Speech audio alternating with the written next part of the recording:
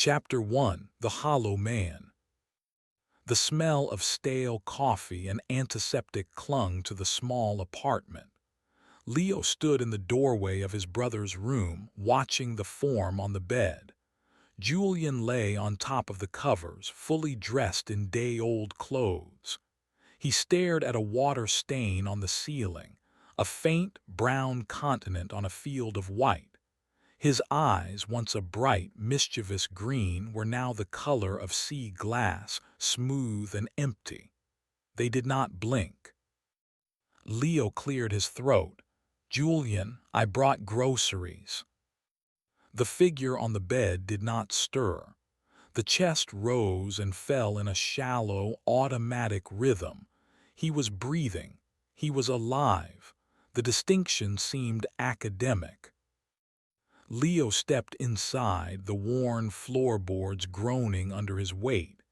He placed the paper bag on the cluttered desk, nudging aside a stack of unpaid bills and a single, fossilized slice of pizza. "Got some of that pasta you like? The one with the spiral noodles. Figured I could cook some up." Silence answered him. It was a dense, heavy silence, not peaceful but vacant. A week ago, Julian would have offered a weak smile. A month ago, he would have made a sarcastic comment about Leo's cooking. 6 months ago, he would have bounded off the bed, slung an arm around his shoulder, and suggested they order a curry instead. Now, there was nothing. A statue of a man named Julian occupied the bed. Leo moved to the window, pulling the grimy cord to raise the blinds. Gray afternoon light spilled into the room, illuminating dust motes dancing in the air. Julian flinched, a tiny, almost imperceptible tightening of his facial muscles. It was the most significant reaction Leo had gotten from him in 3 days. "Sun's out," Leo said, his voice straining for a cheerfulness he did not possess. "We should go for a walk, get some air." He turned. Julian's gaze had shifted from the ceiling to the window, but not to the world outside. He seemed to be looking at the light itself, as if it were a physical object he could not comprehend. "What happened to you?" Leo's question was a low murmur, directed more at himself than his brother. The decline had been gradual at first, a slow erosion of spirit. Julian, a freelance graphic designer who lived on caffeine and tight deadlines, started missing work. He stopped answering his phone. His laughter, a loud, infectious bark, vanished from their conversations. Leo had assumed it was depression, a bad turn after a lucrative but draining project. He had brought books, made appointments with therapists Julian never attended, and tried to talk him through it. But this was not depression. Leo had seen depression. It was a smothering blanket of sadness, a tempest of self-loathing. This was an absence. The complex, vibrant machine of his brother's personality had been dismantled, piece by piece, until only the quiet, empty chassis remained. Leo began to tidy the room, a desperate act of normalcy. He gathered old mugs, crusty plates, and balled-up socks. Under a pile of art books on the nightstand, his fingers brushed against something hard and cool.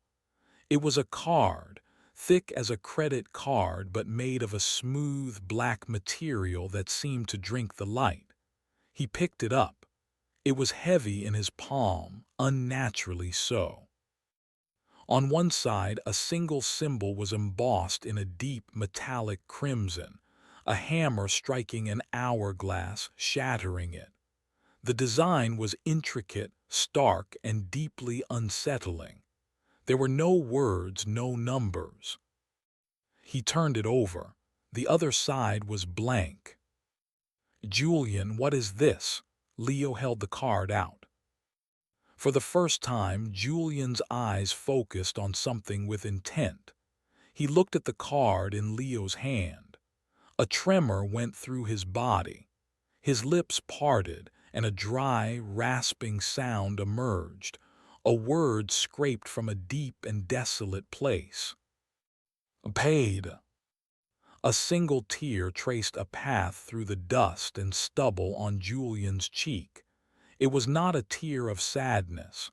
It was like the final drop of fluid leaking from a broken machine. Then his eyes unfocused, returning to their placid emptiness. The brief connection was severed. Leo pocketed the card. He spent another hour in the apartment, cleaning the kitchen, throwing out rotting food and leaving the fresh groceries on the counter. He cooked the pasta, but Julian would not eat. He left a plate for him, covered it with foil, and wrote a note he was certain would not be read. As he left, locking the door behind him, the weight of the strange card in his pocket felt like a stone. The card was a clue. It was the only tangible thing that had appeared during the period of Julian's decline. For the next 2 days, Leo dedicated himself to it. He searched online for the symbol, trawling through endless pages of occult imagery, corporate logos, and tattoo designs. He found nothing. He showed it to a collector of rare books and a historian specializing in secret societies. Both were intrigued by the material but recognized nothing in the symbol. His search for answers led him to the shadier parts of Julian's life. His brother had always navigated circles Leo avoided, circles of high-stakes poker games, obscure art dealers, and people who financed risky ventures. Leo started with a name from an old text message, a man called Maxim. He found Maxim in a smoky bar downtown, a place that smelled of gin and desperation. Maxim was a lean man with a face like a worn-out map, his eyes holding a shrewd, predatory light. He recognized Leo immediately.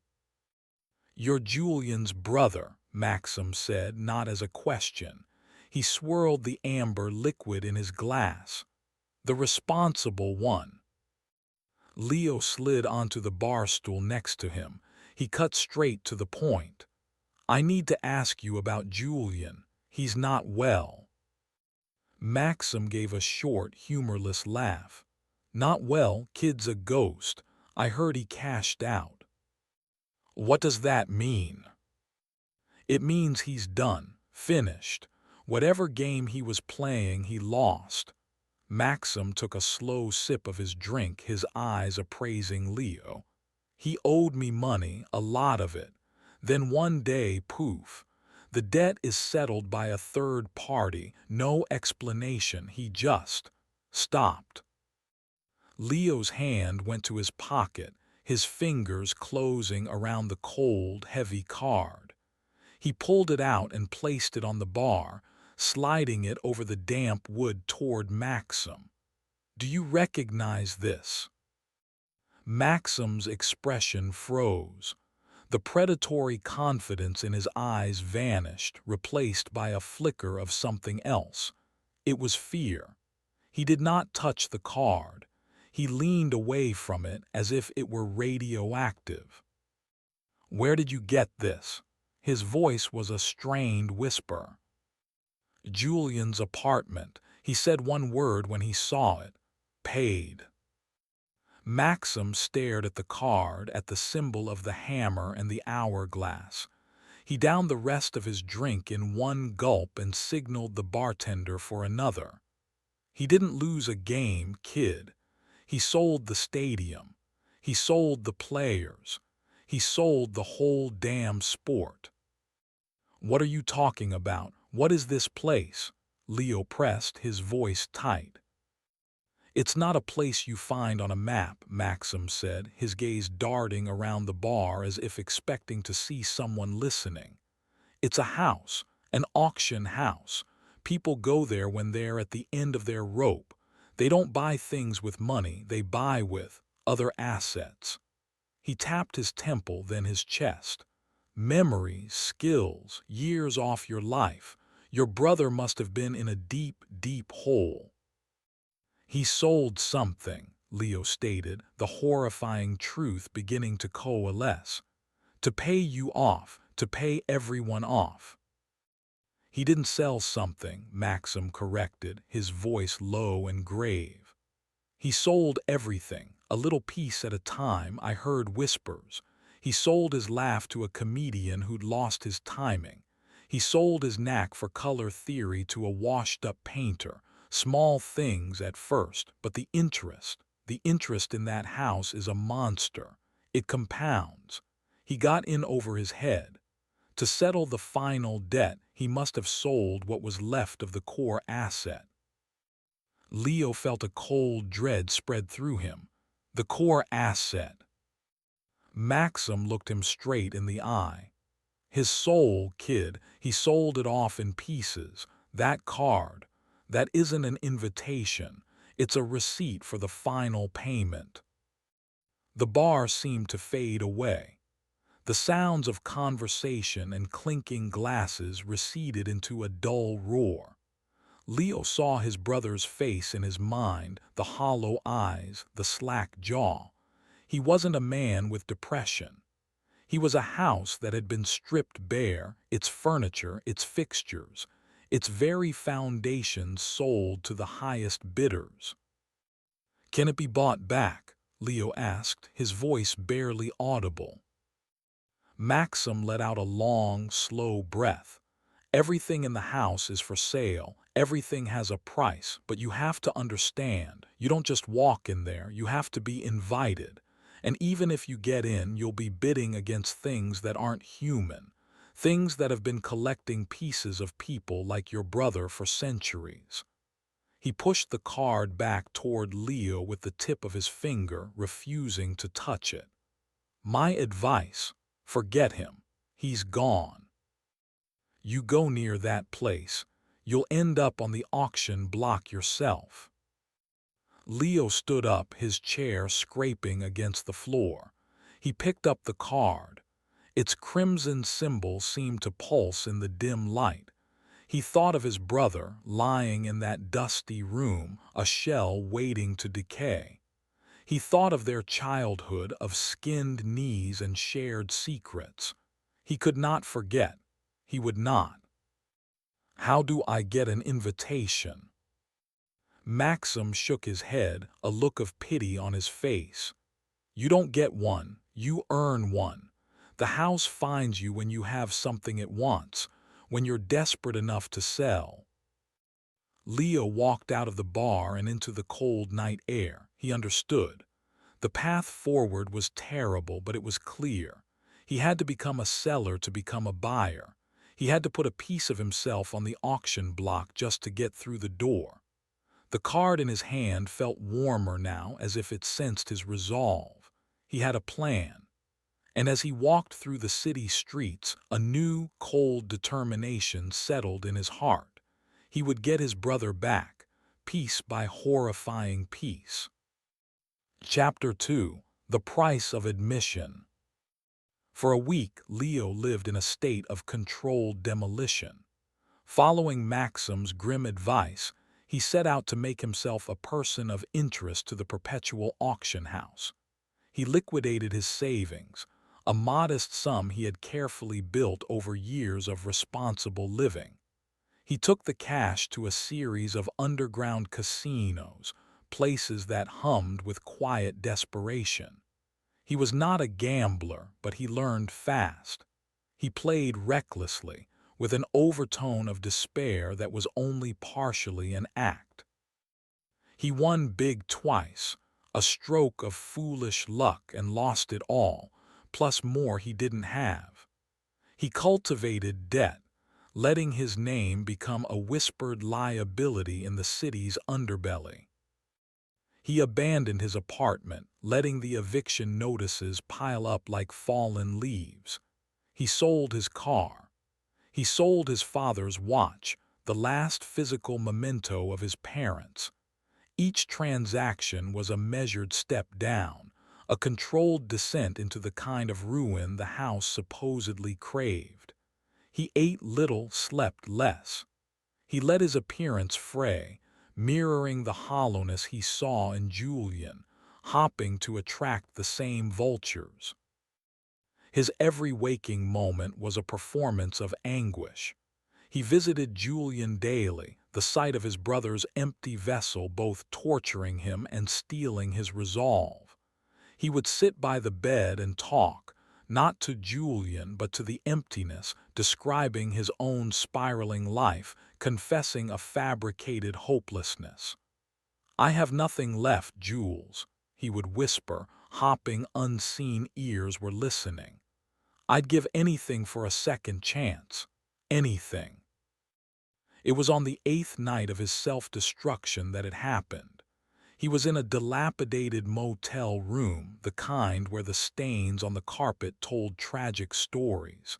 He sat on the edge of the lumpy bed, holding the black card, turning it over and over. He had nothing left to sell but himself. He had reached the bottom. He closed his eyes and focused on his desperation, projecting it like a signal into the darkness. "Take me," he thought, a silent plea. "I'm ready to make a deal." A sharp knock echoed from the door. It was not the knock of a motel neighbor or the police. It was 3 distinct, perfectly timed raps, imbued with an impossible weight and finality. Leo's heart hammered against his ribs. He rose, his legs unsteady, and moved to the door. He peered through the peephole. The hallway was empty. A profound, unnatural silence pressed in from the other side. He took a breath and unlocked the door, pulling it open. The hallway was gone. In its place stood an archway of polished, dark wood, opening into a space that defied the motel's grimy architecture. Beyond the threshold was a grand hall, impossibly vast. The air that flowed out was cool and sterile, carrying the faint, clean scent of old paper and ozone. Ornate fixtures, glowing with a soft, golden light, hung from a ceiling lost in shadow far above. Figures milled in the distance, their forms indistinct, some human, others decidedly not. Standing just inside the archway was a man. He was tall and painfully thin, dressed in the immaculate, high-collared uniform of a valet. His posture was rigid, his hands clasped behind his back. But his face was a portrait of ruin. From his jawline down, his skin was the color and texture of weeping gray stone, riddled with cracks from which a faint, phosphorescent moss grew. His eyes, however, were sharp and intelligent, filled with a deep, ancient weariness. "The house extends its welcome," the valet said. His voice was a dry rustle like stones grinding together. "You are invited to peruse the evening's collection. Your name?" "Leo," he managed, his voice hoarse. The valet's stony jaw did not move, but the sound of his voice came again. "Leo, an unregistered seller. What is your intended offering for appraisal?" This was the moment. Leo had prepared for it. He had chosen something he could afford to lose, yet something valuable enough to grant him entry. "A memory," Leo said, his voice gaining strength. "The memory of my first-ever success, a city-wide science fair. I was 10. I built a working maglev train, the feeling of winning, the pride, the pictures in the paper. I offer all of it." The stone valet tilted his head. A flicker of something, pity perhaps, or professional courtesy, crossed his human eyes. An emotional experiential package, vintage, category, triumph. It is an acceptable opening offer. The appraiser will verify its quality later. For now, it grants you entry." He stepped aside, gesturing into the grand hall. "I am Casper. I am bound to serve this establishment. Walk with me, and do not touch anything." Leo stepped across the threshold. The motel room vanished behind him. He turned to see only another stretch of the same dark, polished wall. There was no door, no archway, no way back. The scale of the hall was breathtaking and nauseating.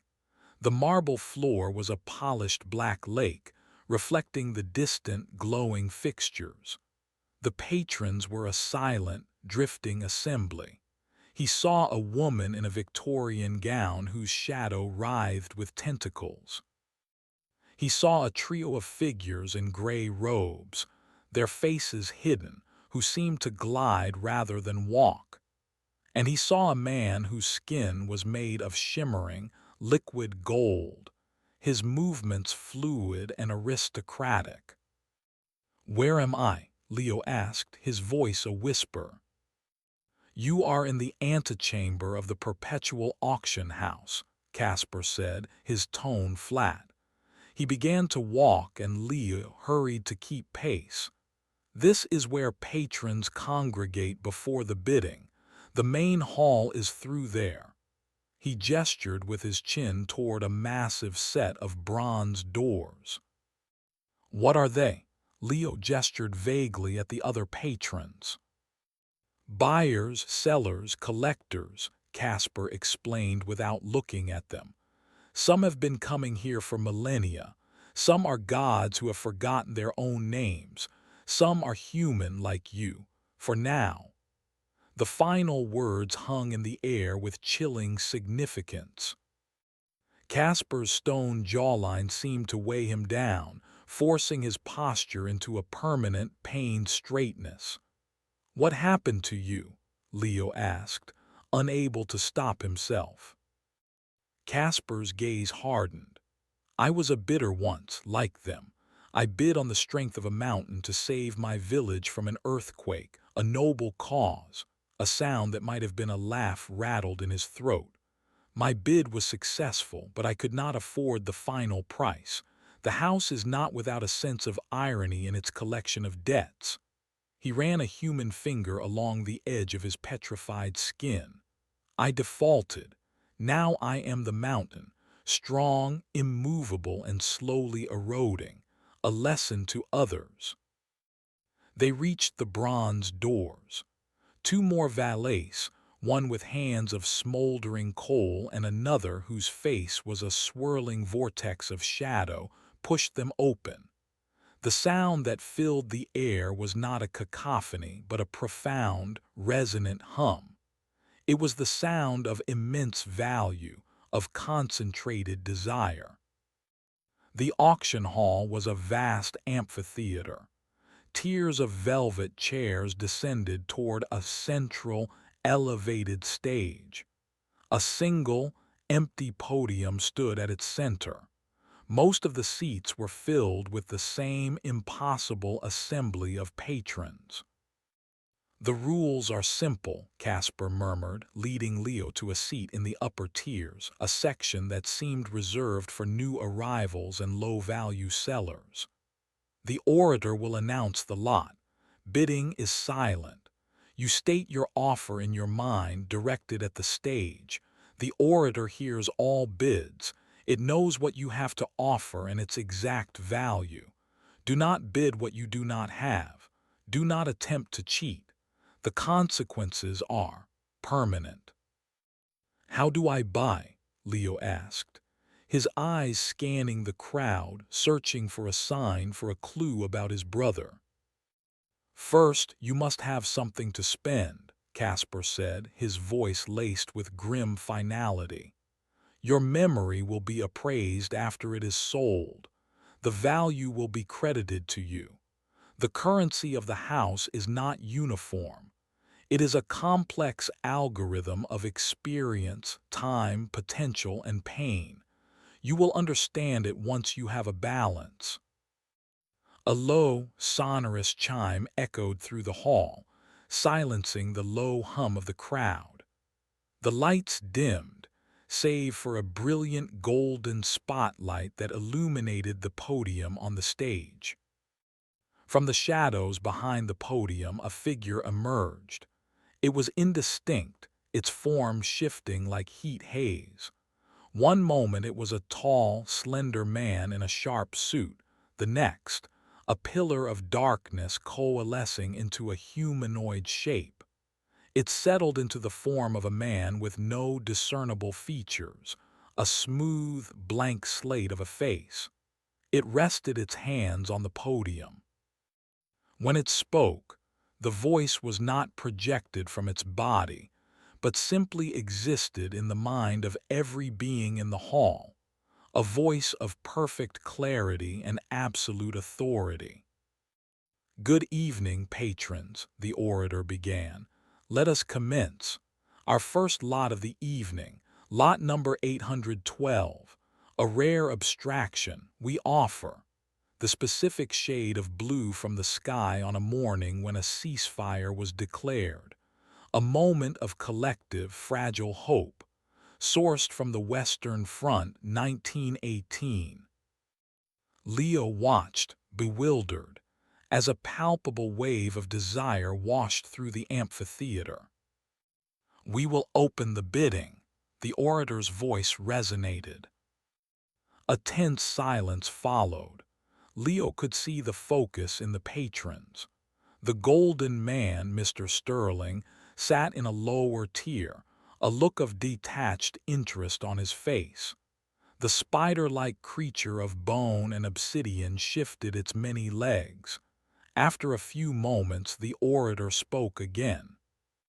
"Sold, to the lens of Ling, for the last dream of a dying astronomer."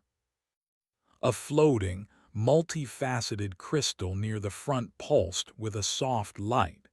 The transaction was complete. Lot after lot was presented. The lingering warmth of a lover's touch, sold by a heartbroken widower.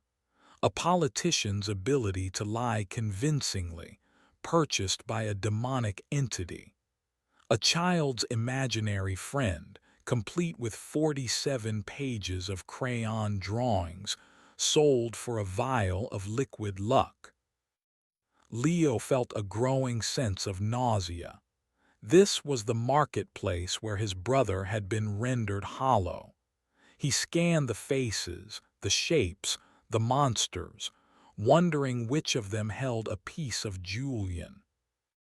Then the orator announced the next item. Lot number 819, a fragment of a fractured asset sourced from the recent collection of Julian Croft. We offer. Lot 4 be the pure, unburdened sensation of joy. Leo's blood ran cold. "The current proprietor," the orator continued, its featureless face turning slightly, "has offered this piece for open auction." Its gaze seemed to settle on the golden man in the lower tiers. Mr. Sterling gave a slight, magnanimous nod, a silent confirmation. He owned his brother's joy. He was putting it up for sale. Leo's mind raced. He had nothing. His own memory hadn't even been sold yet. He had no currency, no way to bid. He could only watch as the chance to reclaim the first piece of his brother was presented to a room full of monsters.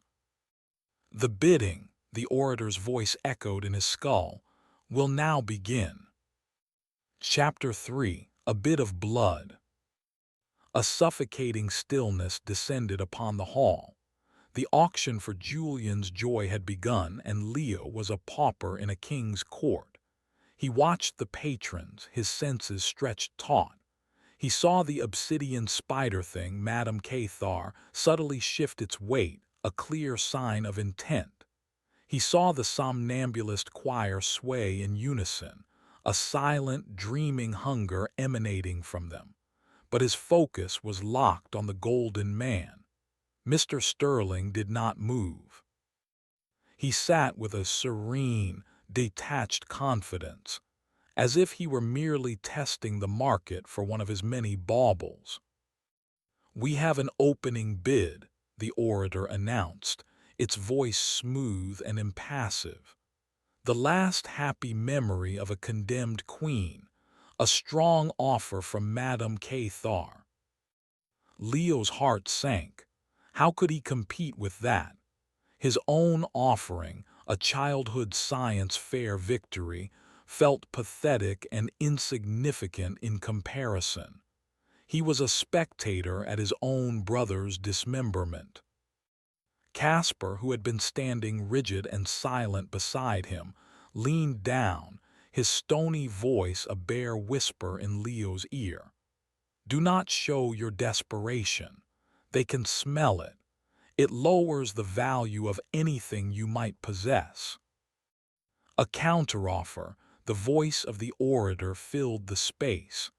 "The complete collection of lullabies from a forgotten language. The bid is from the somnambulist choir."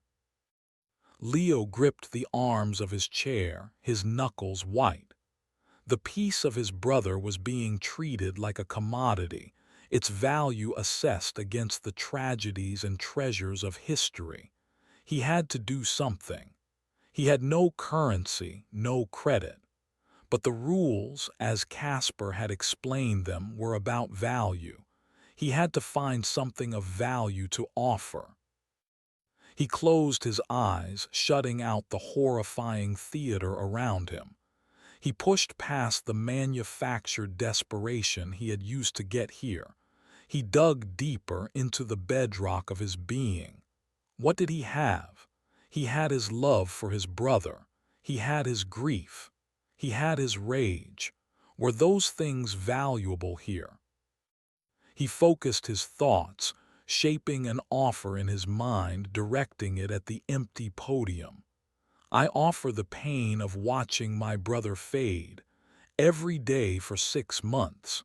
I offer the precise agony of it." There was no response. The orator did not acknowledge his bid. It was worthless. Of course it was.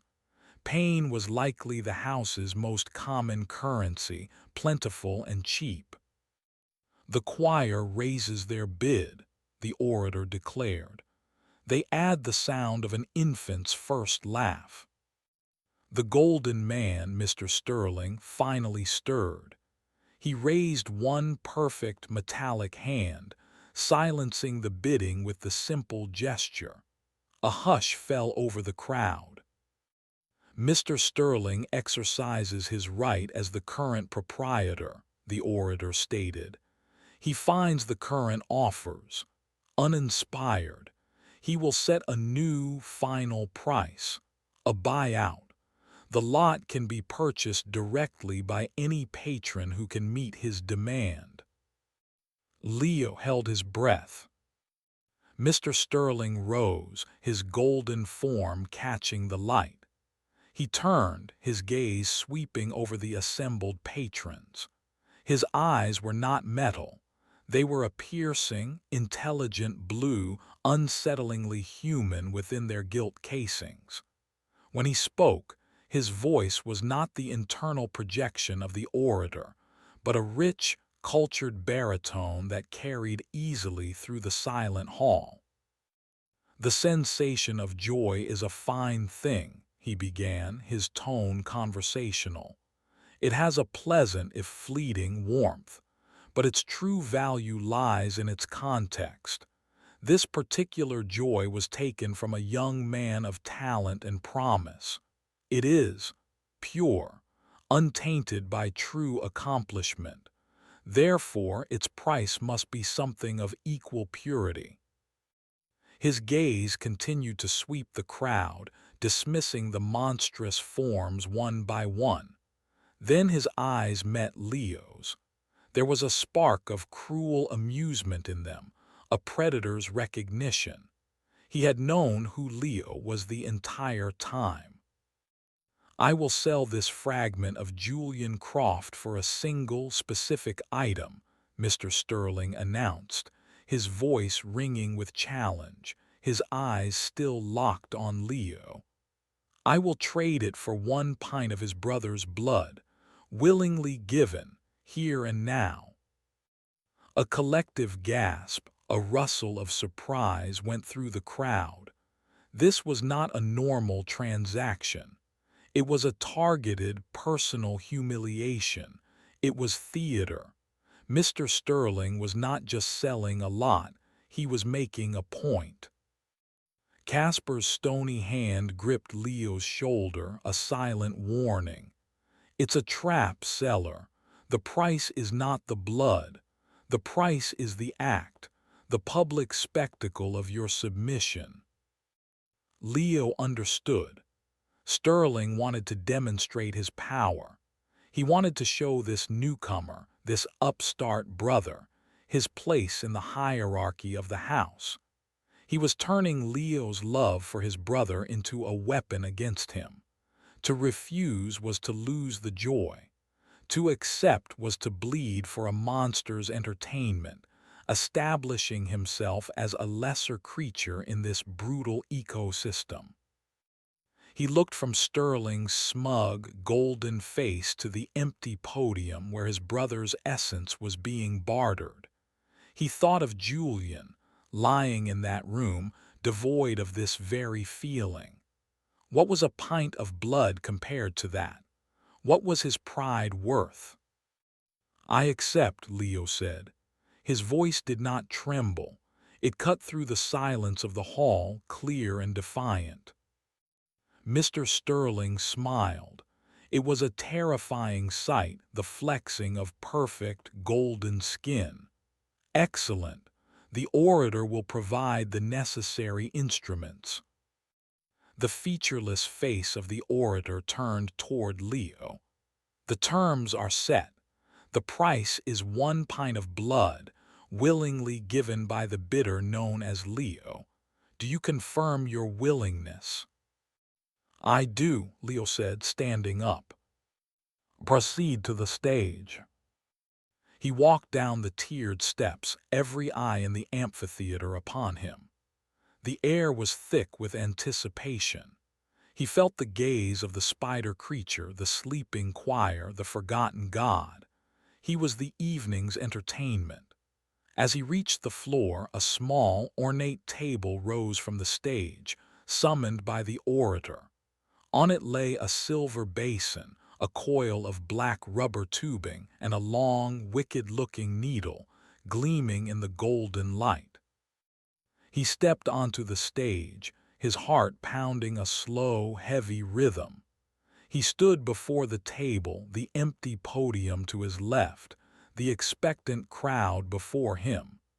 Mr. Sterling watched from his seat, a look of supreme satisfaction on his face. Leo rolled up his sleeve. His hands were steady. He would not give them the satisfaction of seeing him tremble. He picked up the needle. It was cold, heavier than it looked. He took the rubber tubing, wrapping it tightly around his bicep. His veins stood out blue against his pale skin. He knew what to do. He had given blood before in clean, sterile clinics for altruistic reasons. This was a perversion of that act, a dark ritual. He aimed the needle at the largest vein in the crook of his elbow. He did not hesitate. He pushed it in. A sharp, clean pain lanced up his arm. He attached the tube and watched as his own blood, dark and crimson, began to flow, coiling through the tube and dripping into the silver basin. The silence in the hall was absolute. The only sound was the soft, rhythmic patter of his blood hitting the bottom of the basin. Drip, drip, drip. He stood there watching his life force drain away, his gaze fixed on Mr. Sterling. He held the golden man's stare, pouring all his defiance, all his hatred into that look. He was bleeding, yes, but he was not broken. This was not a defeat. It was a transaction. It was the first step. The basin slowly filled. The coppery scent of his blood rose from the stage. He began to feel lightheaded. The edges of his vision softened. The faces in the crowd blurred into a mosaic of shadow and light. He focused on the task, on keeping his posture straight, on not fainting. When the basin was half full, a pint by any measure, he pulled the needle from his arm. He pressed a finger against the wound, a small bead of blood welling up around it. He coiled the tube and placed it on the table. "The price is paid," the orator's voice announced. A small, velvet pouch appeared on the table next to the basin of blood. It seemed to simply coalesce from the air. It pulsed with a faint, warm light.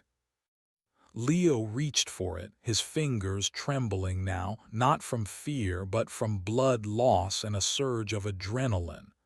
He picked up the pouch.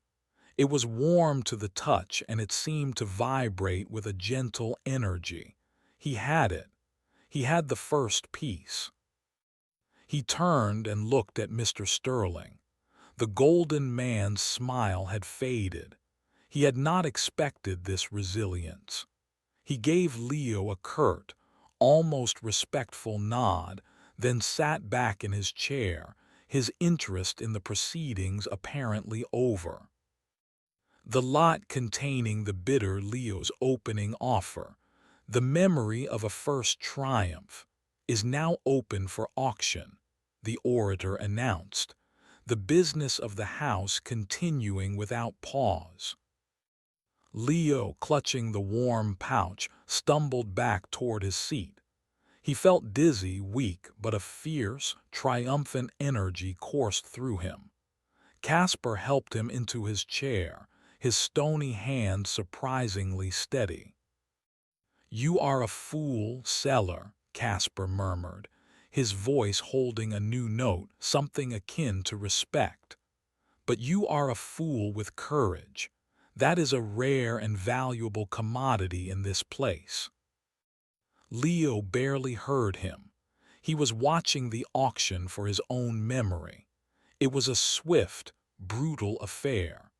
A being made of pure mathematics bought it for the price of a forgotten theorem. The orator announced the credit to Leo's account, a value that meant nothing to him yet. He didn't care. He clutched the velvet pouch to his chest. He had won the first battle. He had paid in blood and he had a piece of his brother back. He looked out over the assembly of monsters and gods, his resolve hardening into something cold and sharp. He would bleed for every single piece if he had to. One down. How many more to go? The thought was exhausting, terrifying, but for the first time in months, it was not hopeless. Chapter 4: The Currency of Pain. The world swam back into focus slowly. The dizziness from the blood loss subsided, replaced by a profound, aching weakness. Leo sat in the velvet chair, the small, warm pouch clutched in his hand. It felt like a living heart. Beside him, Casper stood like a statue, his gaze fixed on the stage as the auction continued. "Next, we present Lot 822, the orator's voice resonated. "A marriage proposal rejected. The item contains 17 seconds of crushing humiliation and the phantom taste of cheap champagne. A delightful little amuse-bouche of despair. We will open the bidding." Leo tuned it out. He looked down at the pouch. "What do I do with it?" he whispered to Casper. "It is bound to you until you leave the house," the stone valet replied, his voice a low rumble. "When you return to your world, you must bring it to the vessel, to your brother. The fragment will recognize its source. It will reintegrate." "Will he be okay?" Casper turned his head, his human eyes fixing Leo with a look of profound pity. "He will be," more than he is now, but he will not be whole. A single patch on a shredded coat does not make it new.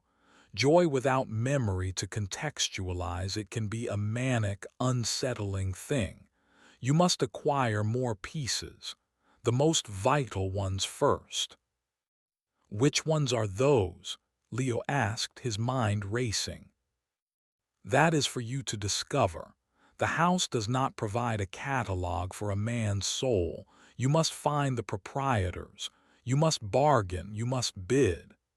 Casper gestured subtly toward the lower tiers. Your display on the stage has made you known. This is both an advantage and a great danger. They see your desperation. Some will see a vulnerability to be exploited. Others might see a potential partner. The auction for the rejected proposal concluded, sold for a handful of spiteful thoughts. Leah felt a surge of impatience. He couldn't just sit here waiting for another piece of Julian to appear on the block. He had to be proactive. I need to find who holds the other pieces, Leo said, his voice firm. A perilous task, Casper stated. Approaching a patron of the house without proper introduction is a grave offense. They are powerful, ancient, and possessive. They will not appreciate a desperate newcomer inquiring about their collections. Then how? Casper was silent for a long moment. There is a place, not an official one. It is not the hall and it is not the antechamber. It is, in between, a place for transactions too delicate or too dangerous for the public block. The patrons call it the exchange. He paused, his stony jaw tight. I am forbidden from guiding you there.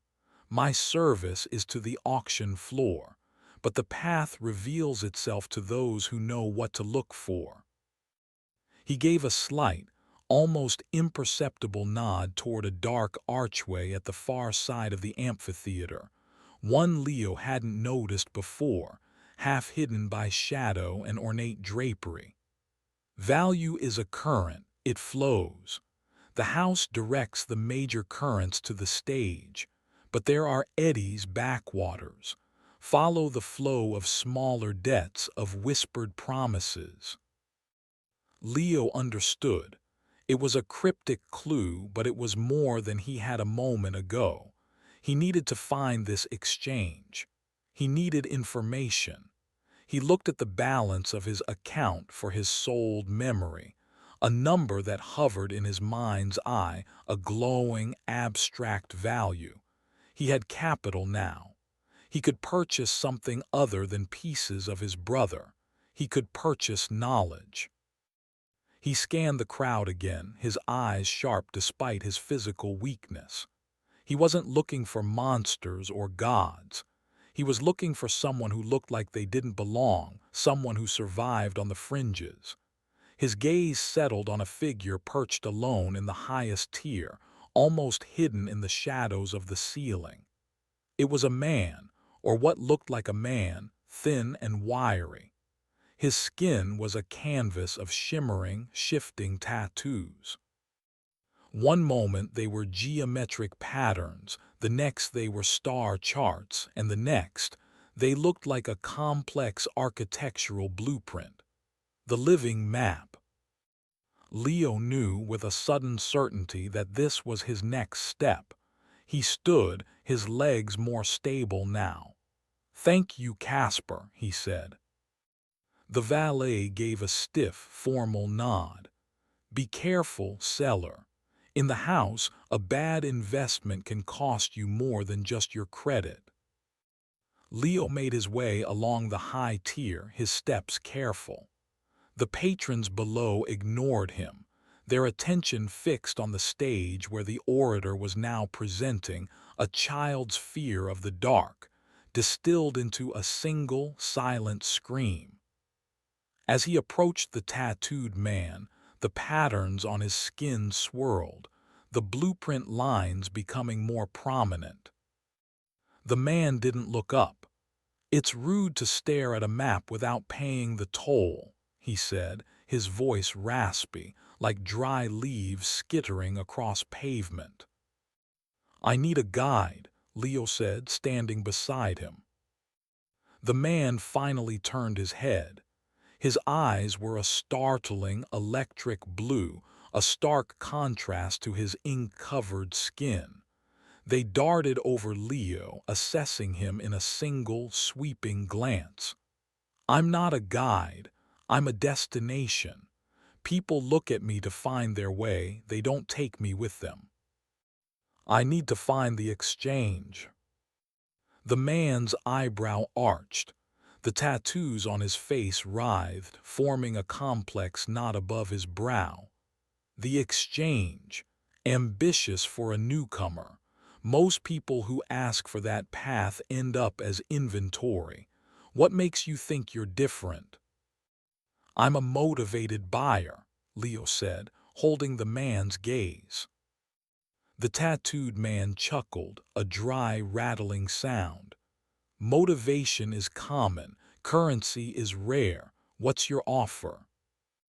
Leo thought of the abstract value credited to him from the sale of his memory.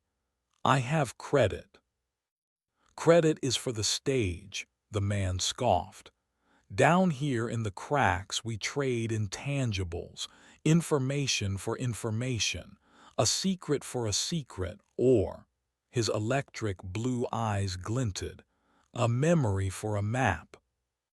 Leo hesitated. He had already sold one memory. He knew the cost. "I see you understand," the man said, a sly grin spreading across his face. The tattoos on his neck shifted to form the image of a key. "I am Cardos. I am the geography of this place. Every corridor, every hidden room, every secret passage is written on my skin. When I learn a new one, it manifests, but to make room, an old one must be overwritten. My memory is porous. I supplement it by acquiring the memories of others. So what will it be? A memory for a path, a good one. Something with texture." This was the economy of the house in its rawest form. Leo thought of Julian. He thought of the warm pouch in his hand.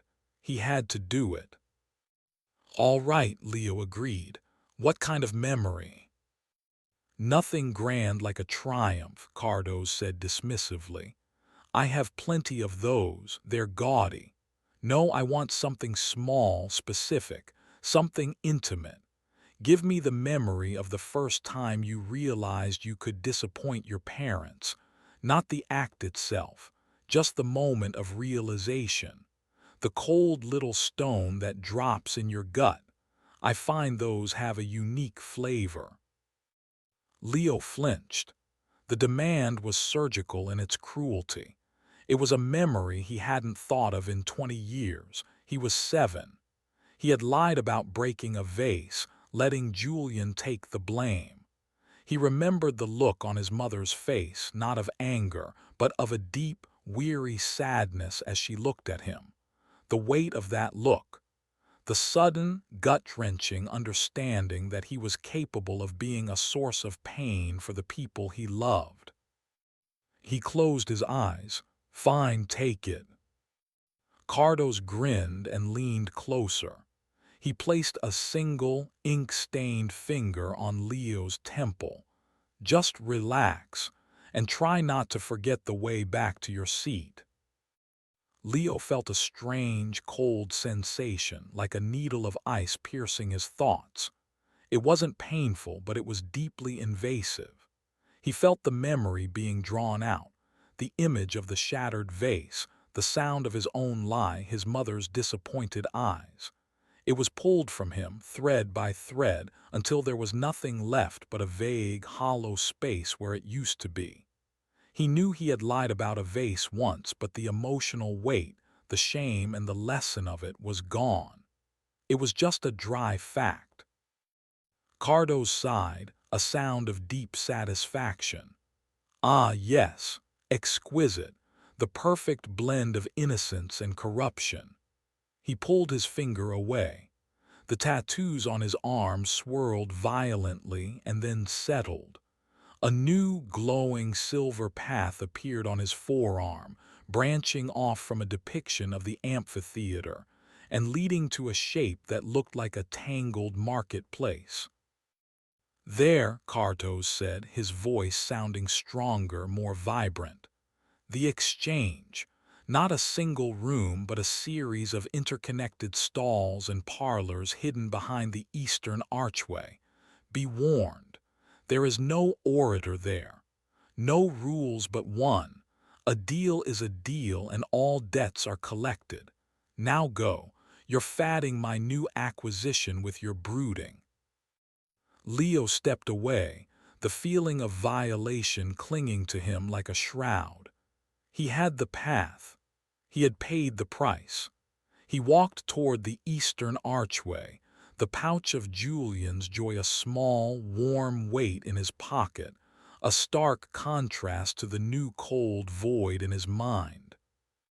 He passed through the archway and found himself not in a grand hall, but a narrow, winding corridor lit by flickering gas lamps. The air here was thick with the scent of strange spices, melting wax, and something metallic, like old blood. The resonant hum of the auction hall was replaced by a cacophony of whispers, hisses, and furtive negotiations. He had found the exchange. It was a labyrinthine black market where the true, dirty business of the house was conducted. Stalls were carved into the walls, manned by strange vendors. A creature with far too many joints sold bottled emotions in a rainbow of colors. A shadowy figure offered whispers of blackmail, their price scrawled on a chalkboard. Leo knew he was out of his depth. He needed to find someone who dealt in information about the house's patrons. He spotted a stall at the end of a corridor, this one more secluded than the others. It was tended by a being that seemed to be made of ink and parchment, constantly writing on its own skin with a long, sharp fingernail. Scriv, the appraiser.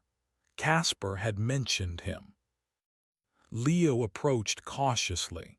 Scriv didn't look up from the complex equations he was scratching onto his forearm. "Appraisal or acquisition," it rasped, its voice the sound of a quill on dry paper. "Information," Leo said. "I need to know who holds the fragments of a specific soul, one sold within the last year." Scriv paused its writing. It looked up, its face a blank sheet of parchment except for two piercing black dots for eyes. A full manifest of a fractured asset. That is, sensitive information, proprietary, it carries a high price. "I have credit," Leo said, thinking of the balance from his souled memory.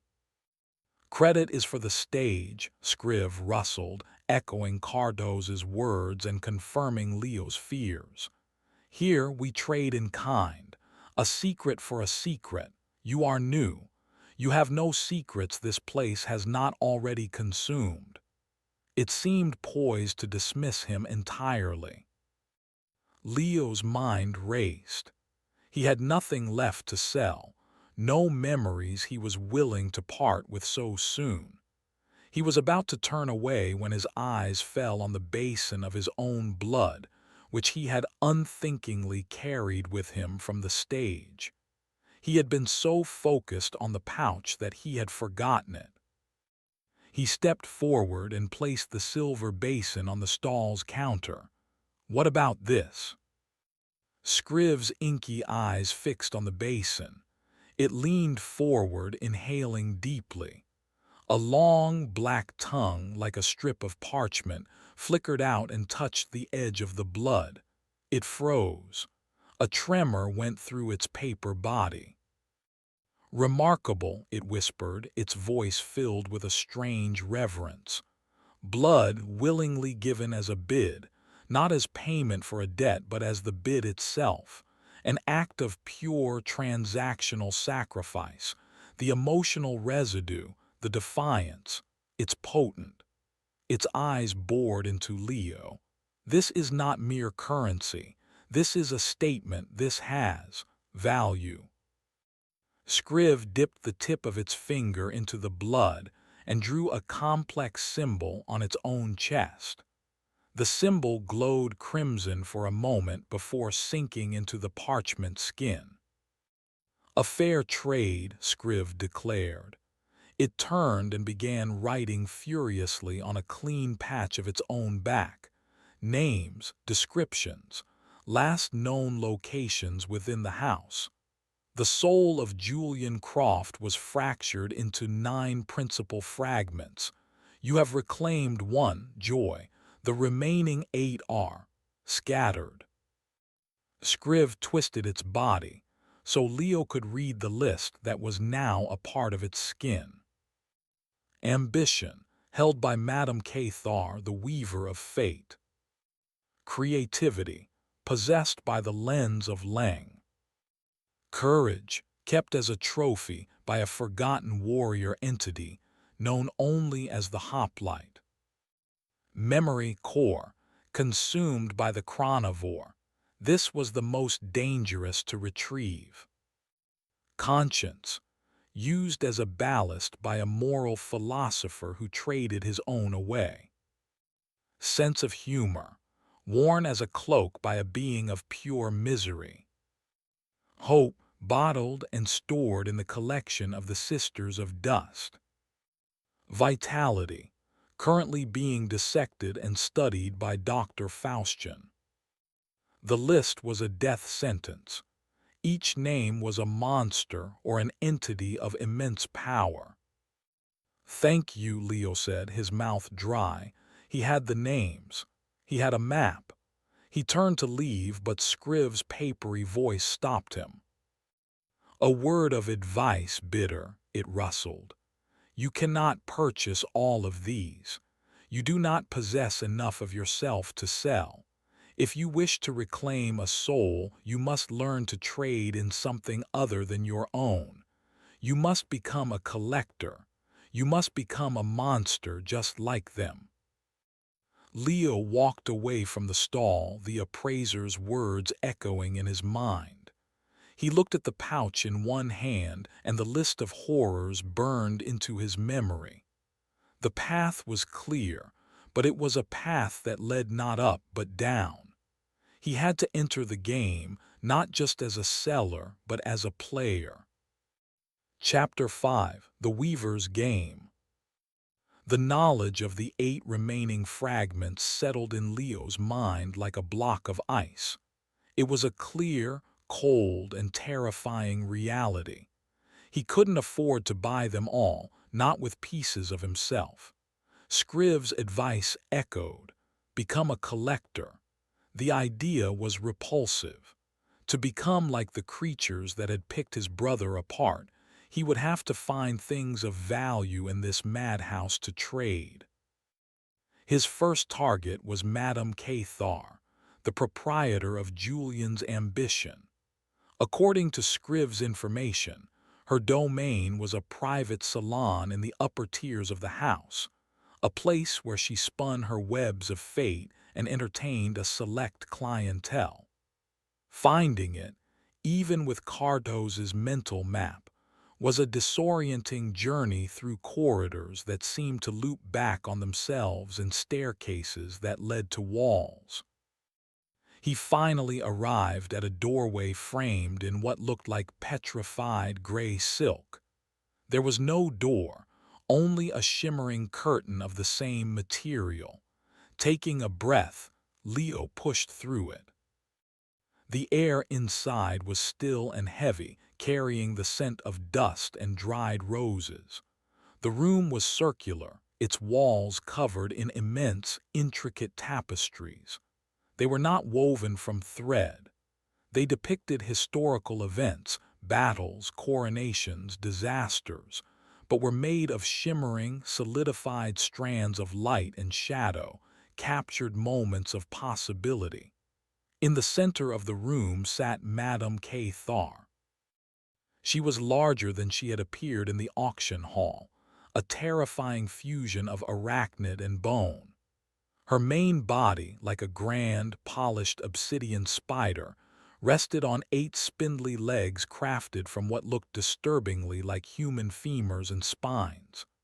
Her torso rose from the body, vaguely humanoid with 4 slender arms, each ending in sharp, chitinous fingers. Her face was a smooth, white mask, featureless save for 6 glowing, red eyes. She was perched over a large, circular frame, her 4 hands working with terrifying speed, weaving a new tapestry from shimmering strands pulled from the very air around her. She did not stop her work as Leo entered. "The little bleeder," she said, her voice a series of soft, layered clicks that formed coherent speech in his mind. "You seek your brother's ambition. It is a fine piece, strong, raw, undirected. I have woven it into my latest work." She gestured with one of her upper arms toward the tapestry she was creating. Leo looked closer and saw a chaotic battle scene, a futuristic city under siege. And in the heart of it, leading a desperate charge, was a figure that shone with a familiar fire. It was the essence of Julian's drive, his desperate need to succeed, woven into the fabric of a fictional history. "I want to buy it back," Leo said, standing his ground. "Buy?" Madame Cathar paused her work, all 6 of her eyes focusing on him. The feeling was like being pinned by 6 lasers. "You have nothing I desire. Your own ambition is a narrow, temporary thing. Your pain is mundane. The blood you offered to Sterling was a novelty, but its value is spent." "Everything has a price," Leo said, echoing the grim mantra of the house. "Indeed," a dry chuckle clicked from the weaver. "But I am not a merchant, I am an artist. I do not sell my materials, however." She tilted her head, a gesture of cold calculation. "I am sometimes amenable to a wager. I find games of chance add a certain texture to my creations."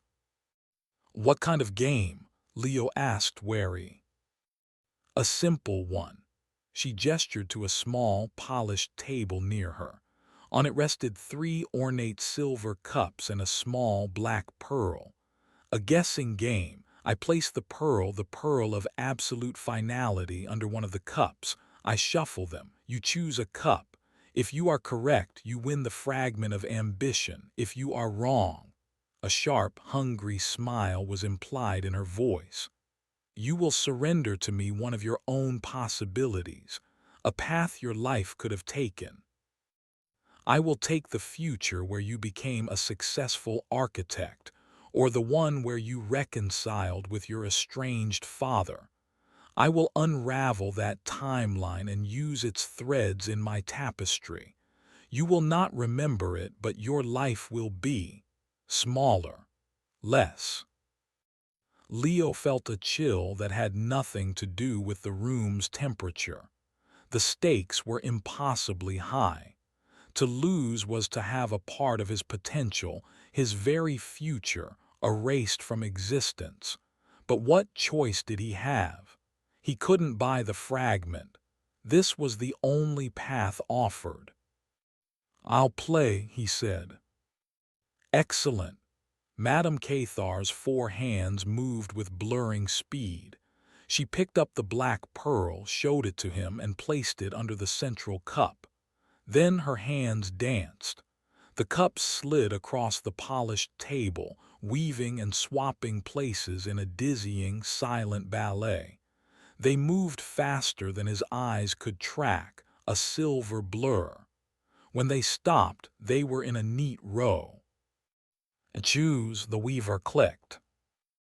Leo stared at the 3 cups. They were identical. There was no trick he could see, no subtle mark. It was a pure 1 in 3 chance. His mind raced. He tried to follow the movements, but it was impossible. He tried to listen for the pearl, but the shuffling was silent. This wasn't a game of skill. It was a game of pure, blind luck. He felt a wave of despair. His chances were slim. He looked at the weaver's 6 unblinking eyes. She was enjoying this, enjoying his helplessness. She expected him to guess, to fail, to be diminished. And then he remembered. He wasn't just a seller anymore. He was a collector. He had assets. He reached into his pocket and pulled out the small, velvet pouch containing Julian's joy. It was still warm, pulsing with a faint, gentle energy. It was a gamble, a wild, insane idea, but it was the only one he had. "I want to raise the stakes," Leo announced, his voice steady. Madame Cathar paused, her interest piqued. "Oh, what more could you possibly have to wager?" "This." Leo placed the pouch on the table. "The fragment of joy. If I lose, you get a future and you get this back. 2 pieces of the same soul. A matched set. That must be valuable to an artist like you." The weaver's red eyes glowed brighter. She leaned forward, studying the pouch. The air crackled with her avarice. A matched set was indeed a rare prize. The narrative potential was immense. "And if you win," she clicked. "If I win, I get ambition," Leo said, "and I keep my future." "An interesting proposition," the weaver mused. "But why would you risk a piece you have already won?" "Because it changes the game," Leo said, a desperate bluff forming on his lips. He held the pouch in his hand, letting its warmth seep into his skin. He focused on the feeling, the pure, untainted happiness it represented. This fragment, it has an affinity for the others. It resonates. It calls to its missing pieces. He closed his eyes, pretending to concentrate. He held the pouch over the 3 cups, moving it slowly from left to right. It was pure theater, a charade born of desperation. He had no idea if the fragments resonated. It was a lie, a story he was creating on the spot. But in the house, a good story had value. He passed the pouch over the left cup. Nothing. He passed it over the right cup. Nothing. As he moved it over the center cup, he let out a sharp, convincing gasp. "There," he said, his eyes snapping open. "I feel it. A pull. The pearl is in the center cup." Madame Catar's 6 eyes narrowed. She had not expected this. He had introduced a new variable, a new rule into her simple game. Had she overlooked such an affinity? Was it possible? The doubt was his only weapon. "You are certain?" She clicked, her voice tight. "I am," Leo said, his confidence an elaborate costume. For a long moment the weaver was still. She was the master of possibilities, of fates and futures. His lie had presented her with 2 potential outcomes. One, he was bluffing, and she would gain 2 fragments for the price of 1. 2, he was telling the truth, and she had been ignorant of a fundamental property of her own materials. For a being like her, that ignorance was perhaps a greater loss than the fragment itself.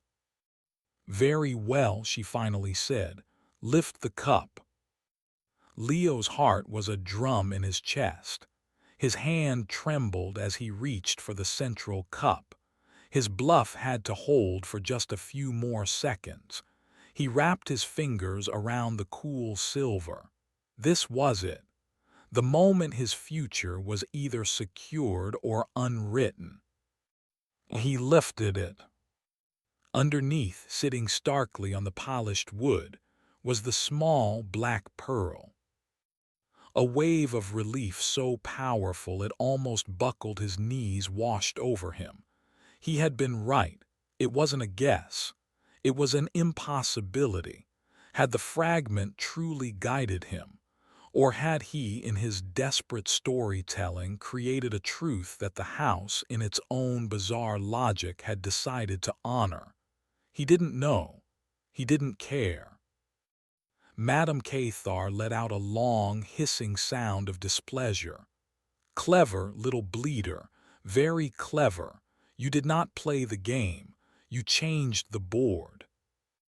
With a flick of one of her sharp fingers, she sliced a single, glowing thread from the tapestry she was weaving. The thread, shimmering with the raw energy of Julian's ambition, floated through the air and coiled itself into a small, intricate knot before landing softly on the table. "A deal is a deal," she clicked, her voice dripping with resentment. She immediately turned back to her tapestry, her 4 hands working furiously to repair the hole he had left in her art. Leo scooped up the knot of ambition and the pouch of joy. He didn't say another word. He turned and walked out through the silk curtain, his heart still racing. He now had 2 pieces. He hadn't lost anything of himself in the process. He had won by being as manipulative and deceitful as the monsters around him. Scriv's words came back to him. "You must become a monster." He looked at the 2 fragments in his hands. He was learning. Chapter 6. The Logic of a Madman. The victory in the weaver's salon was a fleeting warmth. Leo now possessed 2 fragments, joy and ambition, but the list of the remaining 6 was a constant, cold weight in his mind. His next target, according to Scriv's gruesome manifest, was Dr. Faustian, the immortal surgeon who held Julian's vitality. The appraiser's note had been chilling, currently being dissected and studied. Following the psychic map Cardoz had imprinted in his mind, Leo descended into a part of the house that felt different. The air grew colder, and the ornate Gothic architecture gave way to something more sterile and utilitarian.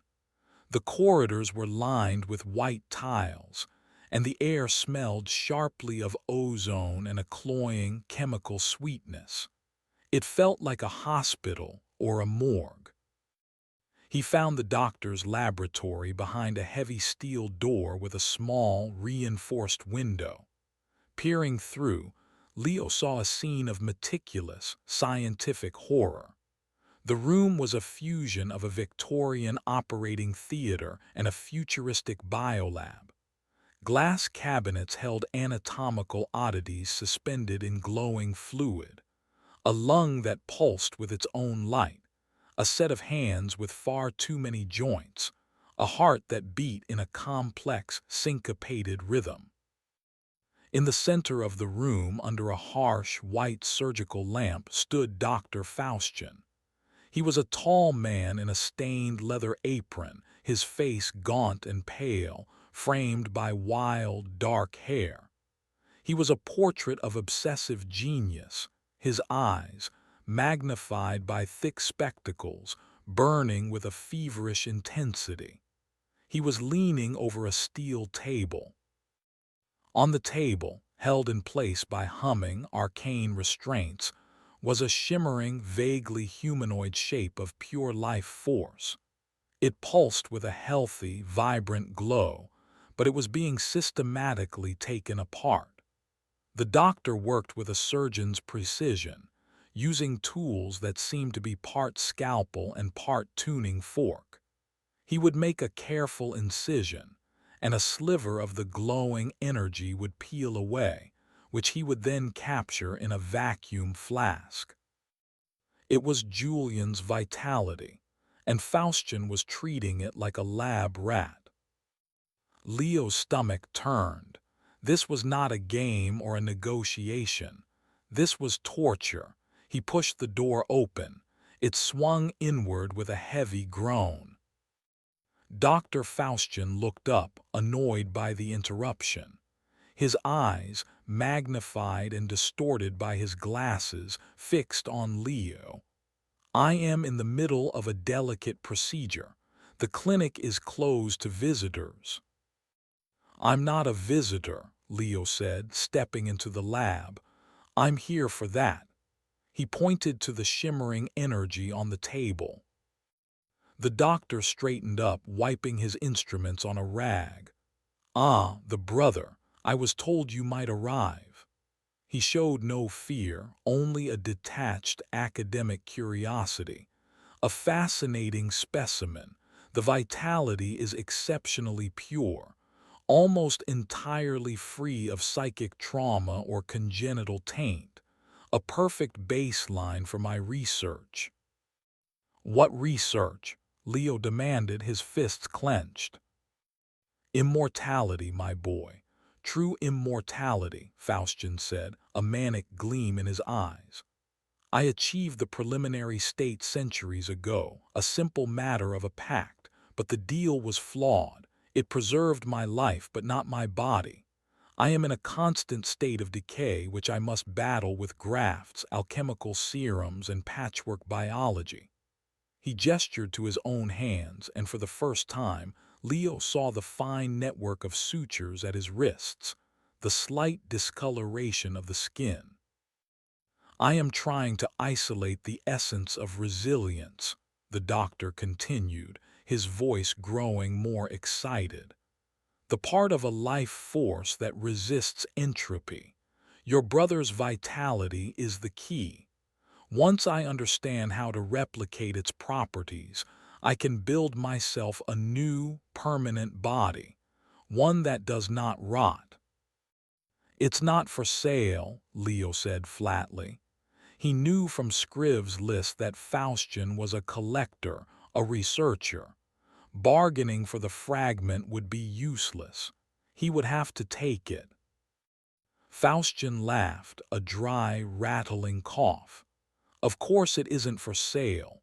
It is the culmination of my life's work. You cannot possibly have anything of greater value." He turned back to the table, dismissing Leo. "Now, if you'll excuse me, I must map the etheric nerve responses before the specimen degrades further." Leo looked around the lab, his mind racing. The place was a fortress of science and magic. Faustian was powerful and likely had defenses. A direct assault was suicide. He needed a different weapon. He needed to use the doctor's own nature against him. His logic, his obsession. His eyes fell upon a blackboard covered in complex equations and biological diagrams. It was a chaotic mess of symbols Leo couldn't understand, but one phrase was circled repeatedly: the Faustin paradox. Below it were a series of failed calculations and frustrated notes. "The Faustian paradox," Leo read aloud. The doctor froze, his hand hovering over the captured vitality. He turned slowly, his expression shifting from annoyance to guarded interest. "You have a background in transdimensional biology." "No," Leo said, walking closer to the blackboard. He was improvising, building a lie on a foundation of pure intuition. "But I know a logical fallacy when I see one." He pointed to the central equation. It was a tangle of symbols, but it seemed to revolve around integrating a foreign life essence, Julian, into a preserved but decaying body, Faustian's. "You're trying to solve the problem of rejection," Leo stated, feigning confidence. You're trying to pour new wine into an old, rotting wineskin. It will always fail. The vessel will always corrupt the contents. A simplistic metaphor, Faustian sniffed, though he did not return to his work. I have accounted for rejection with immunomorphic stabilization fields. But you haven't, Leo pressed, his mind working furiously. He was channeling every science fiction movie and pop science article he had ever consumed. Your paradox isn't biological, it's philosophical. Your original body, the one preserved by your pact, is a closed system. Its state of decay is a fundamental part of its nature. You can't introduce a new, healing element without violating the terms of the original pact that keeps you alive. It's like trying to divide by zero. The system will crash. Faustian stared at him, his spectacles magnifying the conflict in his eyes. He was a being of pure logic. Leo was presenting him with a logical argument, speaking his language. So what is your proposed solution, boy? The doctor sneered, though the sneer lacked conviction. You need a new vessel, Leo said, the idea hitting him with the force of revelation. A blank slate, a body that is not bound by your original pact. You can't fix the old house. You need to move into a new one. Faustian was silent.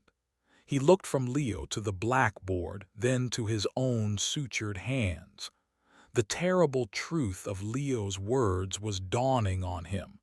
He had spent centuries trying to repair a fundamentally flawed system. His obsession had blinded him. A new vessel, he whispered, the thought consuming him. But where would I acquire one? The cost. There's a man, Leo said, seizing the opportunity. His name is Julian Croft.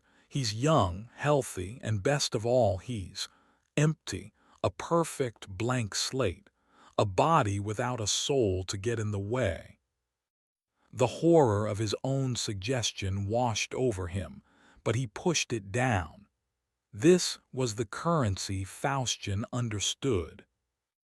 The doctor's eyes widened, the manic gleam returning, but this time it was focused on a new possibility. A body, without a soul. The transfer would be seamless. No psychic resistance. No spiritual rejection. He began to pace the lab, muttering to himself, his mind consumed by this new, elegant solution. He had completely forgotten about the vitality on the table.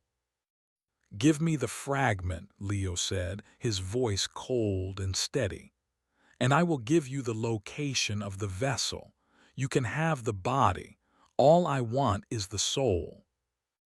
Faustian stopped packing. He looked at Leo, a new, terrifying respect in his eyes. He saw not a grieving brother, but a ruthless negotiator, someone willing to trade his own brother's body for a piece of his soul. In the perverse logic of the house, this was a deal that made perfect sense. You would trade your brother's physical form? Faustian asked, a slow smile spreading across his face, for a mere fragment of his ephemeral essence. I would, Leo lied, his heart a cold stone in his chest. Brilliant, the doctor breathed. Utterly, monstrously brilliant, a paradox for a paradox. He walked to the operating table and with a flick of a switch deactivated the restraints. The shimmering form of Julian's vitality condensed, flowing together into a single, radiant ball of light. It floated off the table and drifted toward Leo, pulsing with warmth. A deal, Faustian said, extending a hand. Give me the location. The ball of vitality hovered before Leo. He reached out and it flowed into him, a jolt of pure energy that momentarily drove the chill from his bones.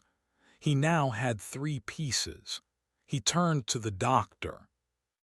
"He is in apartment 4B, at 242 Westland Street," Leo said, giving the address of a building that had been condemned and demolished 5 years ago.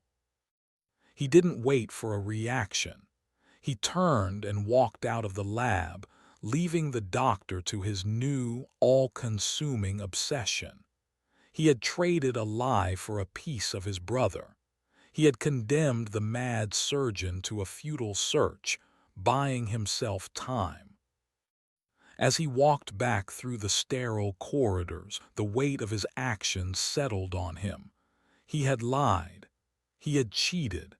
He had offered up his own brother's body as bait. He was becoming a monster, and he was getting good at it. Chapter 7: The Weight of a Conscience.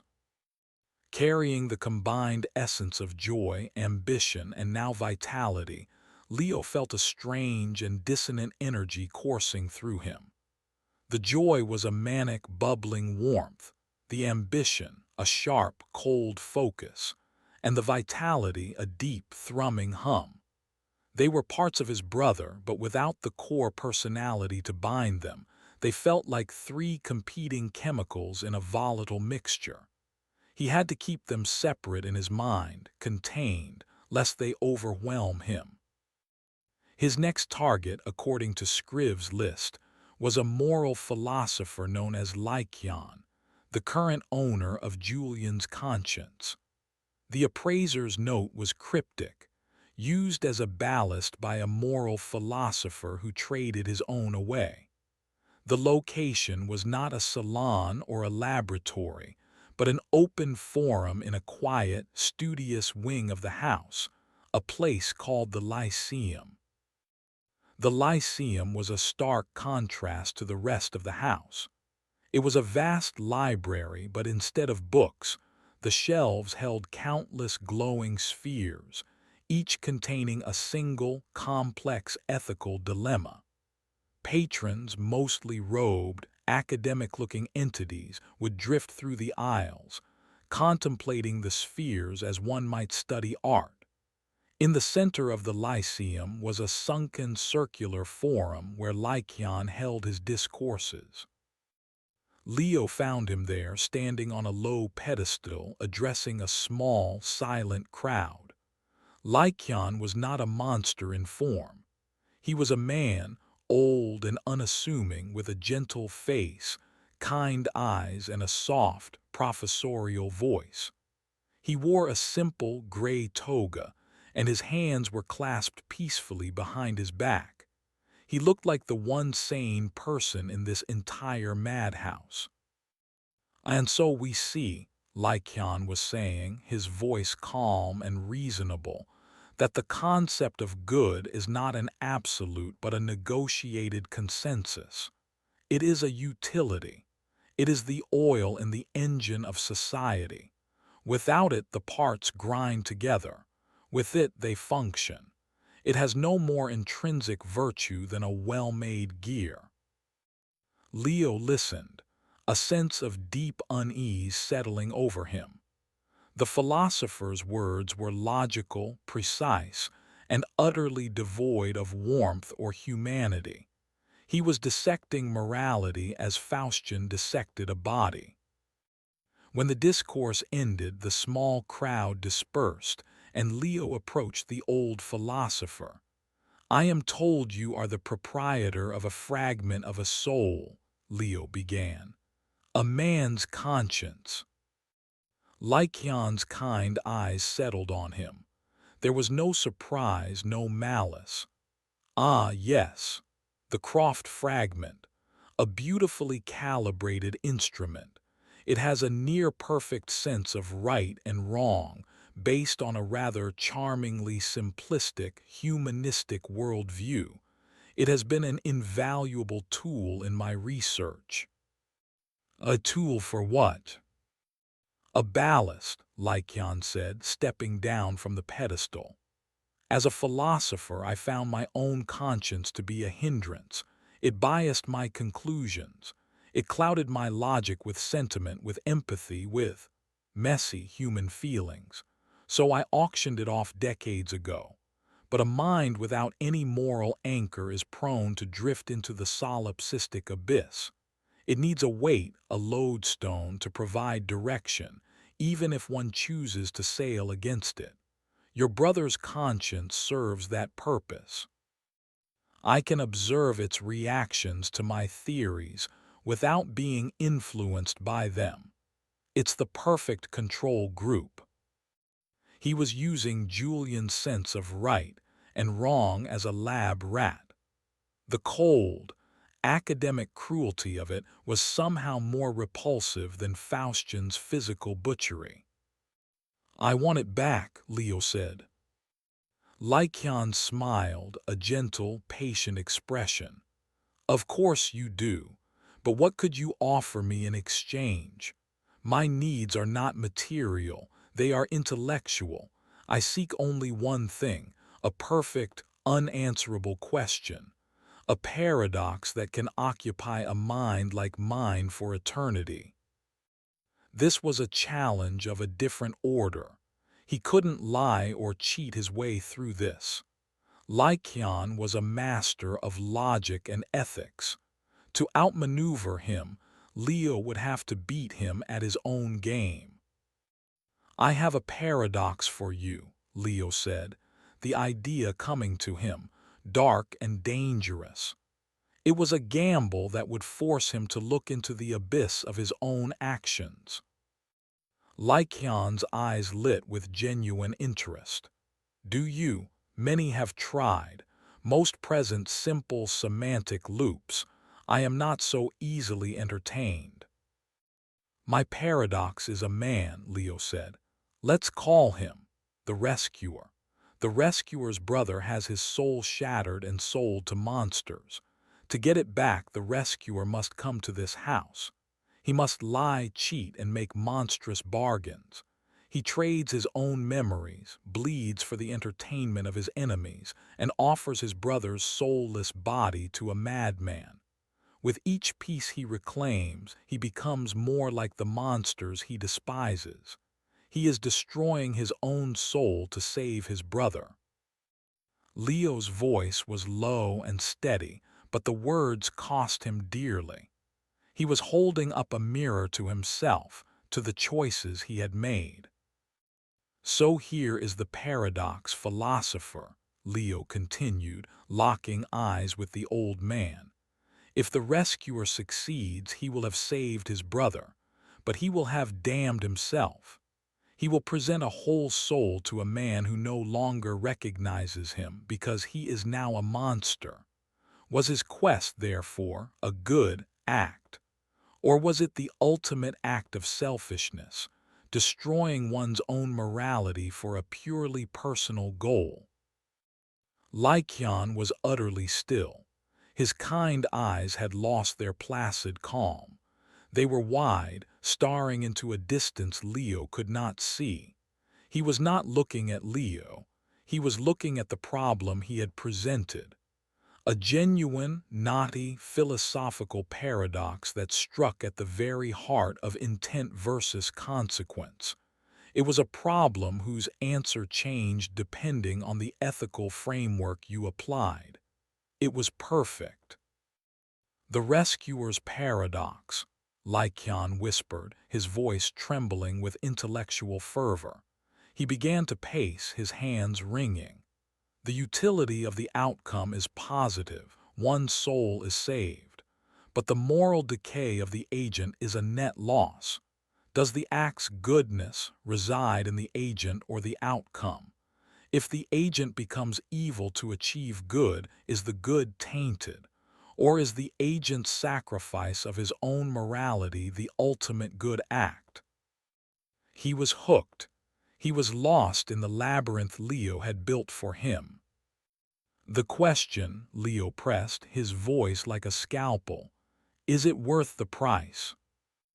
Lycaon stopped packing. He looked at Leo with the wild eyes of a man who has just seen the face of God or the abyss. It is magnificent, unanswerable, a perfect self-referential moral engine. He walked over to a small pedestal and picked up a simple gray stone that seemed to absorb the light around it.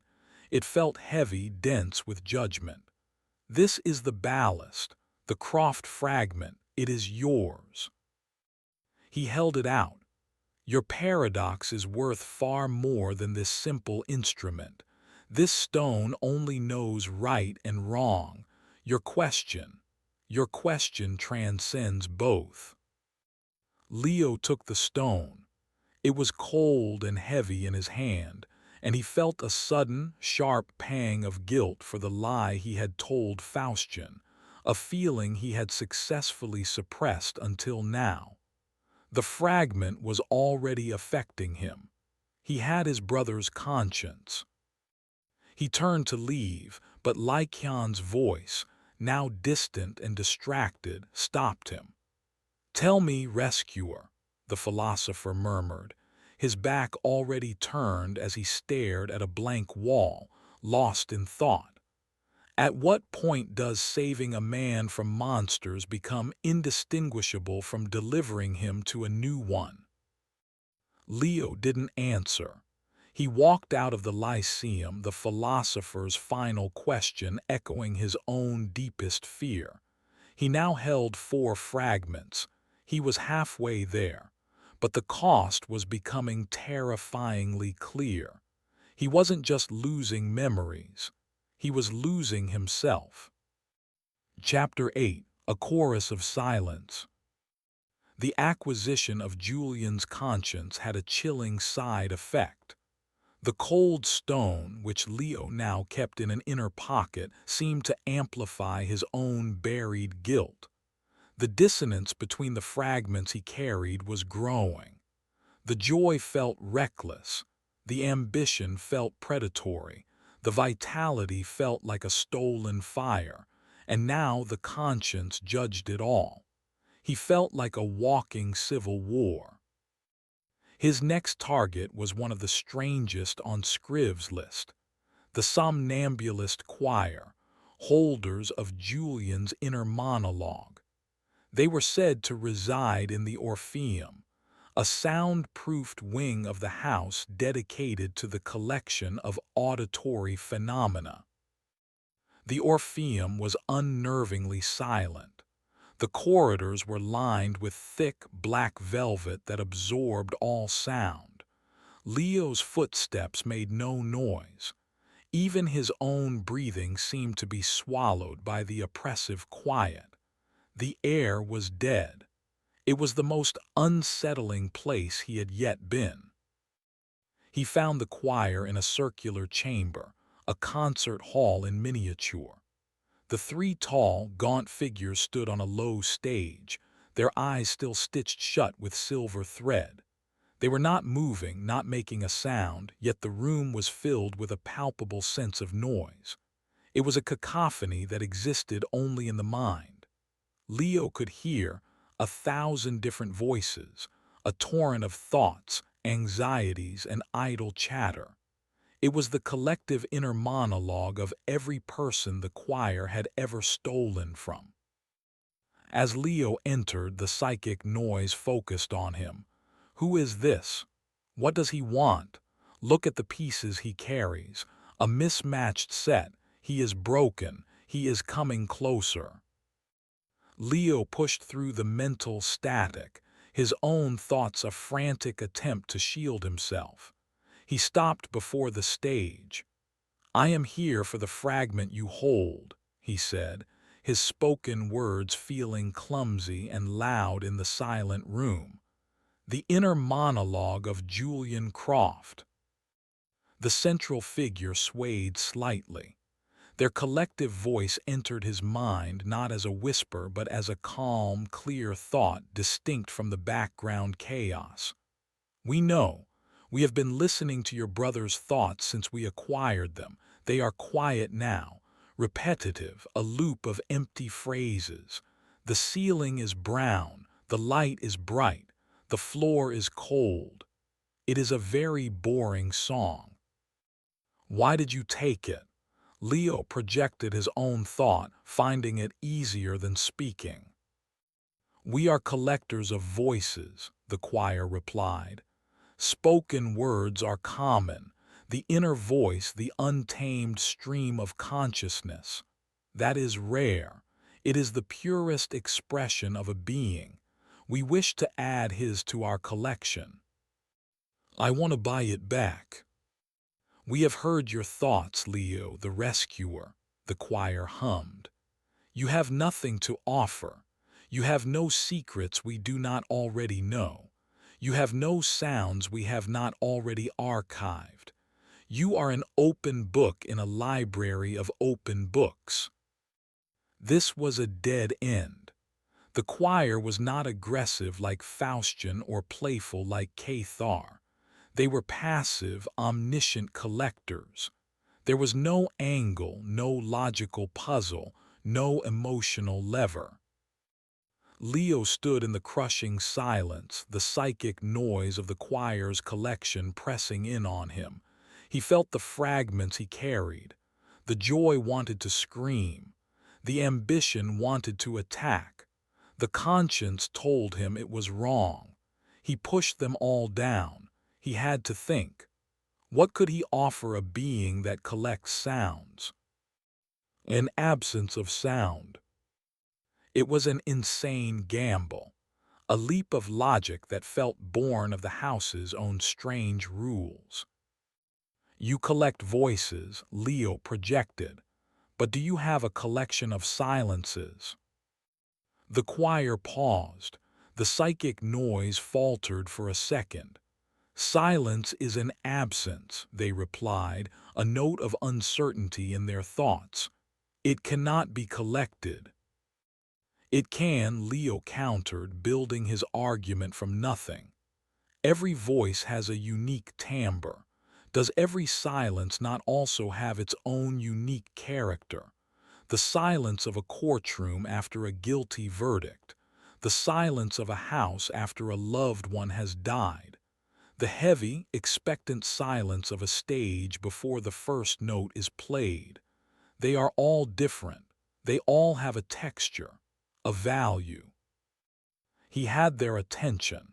He could feel their collective curiosity, a new sensation in the mental landscape.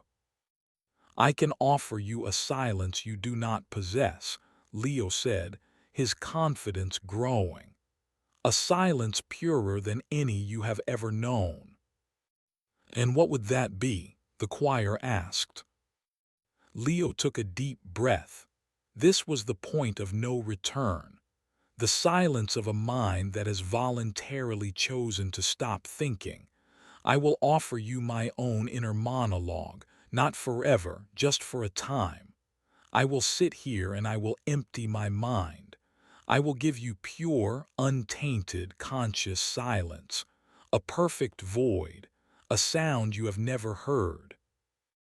This was perhaps his most dangerous wager yet. To silence his own thoughts, to offer up his consciousness to these psychic vampires, was to leave himself utterly defenseless. But it was the only currency he could imagine them valuing. The choir conferred, a rapid, silent exchange of thoughts that felt like a vibration in Leo's bones. The offer is novel, the concept has merit, but the risk is yours. If you fail, if a single stray thought pollutes the silence, we will take your inner voice permanently.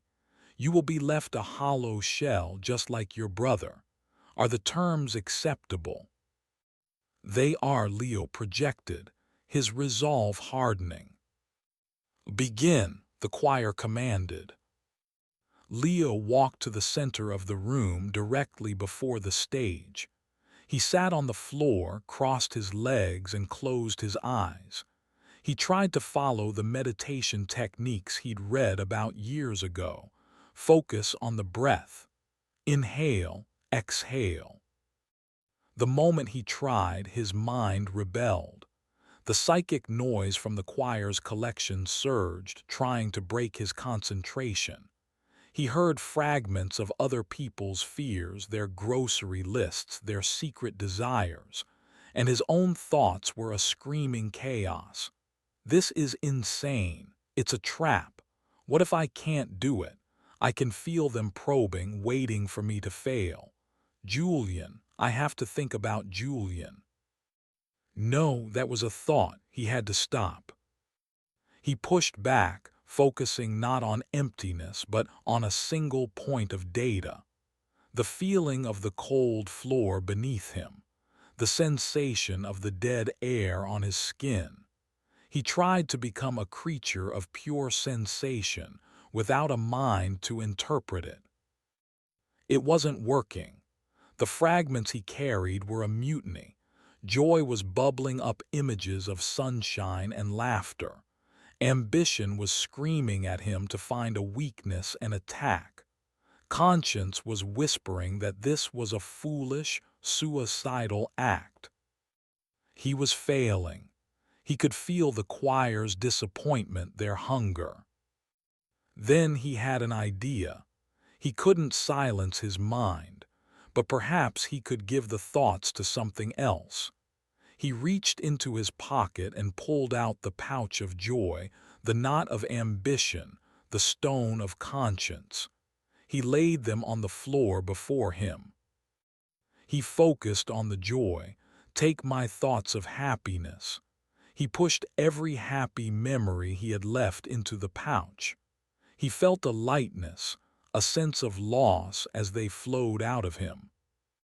He focused on the ambition. Take my drive, my plans, my strategies. He fed his cunning, his desire to win into the knotted thread. He felt a placid calm descend. He focused on the conscience. Take my guilt, my fear, my judgment. He poured his anxiety, his self-loathing into the cold, gray stone. He felt a profound, terrifying neutrality. He had outsourced his own personality. What was left? There was still Leo, the observer, the one who was doing all of this. He was still thinking, it's almost working. I am almost empty. Almost wasn't good enough.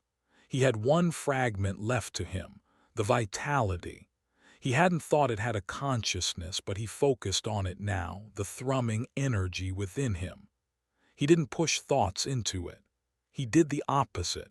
He let its pure, mindless life force rise up and flood his mind. He let it drown the observer. He let the steady, simple hum of being alive become the only thing in his consciousness. Hum, hum, hum. Thought ceased. There was only the hum. And then nothing. A silence. He did not know how long he sat there, a vessel of pure, silent consciousness. There was no time, there was no self. There was only the void. He was brought back by a feeling. A single, pure note of admiration resonating in the space where his mind used to be. It is perfect, the voice of the choir echoed in the emptiness. A flawless silence. We have never archived its equal. Slowly, carefully, Leo pulled his consciousness back from the fragments. He reabsorbed his guilt from the stone, his ambition from the knot, his happiness from the pouch. They rushed back in, a painful, dizzying flood. He was himself again, fractured and warring but whole. Before him, a small, shimmering orb of light floated down from the stage. It was a chaotic storm of half-formed thoughts and sensory impressions. Julian's inner monologue. A trade is a trade, the choir resonated, a new respect in their tone. You have given us a new masterpiece for our collection. We thank you. Leo took the orb. It vibrated in his hand with a familiar anxiety he recognized as his brother. He now had 5 pieces. He had survived by dismantling himself, by offering up an emptiness so profound it impressed a group of ancient psychic beings. He stood up and walked out of the silent Orpheum, the mental cacophony of the choir's collection fading behind him. He had won, but the silence he had created inside himself lingered, a cold, clean space where a part of him used to be, and it terrified him more than any monster he had yet faced. Chapter 9. The Logic of a Madman. Carrying the combined essence of joy, ambition, now vitality and conscience, Leo felt a strange and dissonant energy coursing through him. The joy was a manic, bubbling warmth, the ambition a sharp, cold focus, and the vitality a deep, thrumming hum. They were parts of his brother, but without the core personality to bind them, they felt like 3 competing chemicals in a volatile mixture. He had to keep them separate in his mind, contained, lest they overwhelm him. His next target, according to Scrive's list, was Dr. Faustian, the immortal surgeon who held Julian's vitality.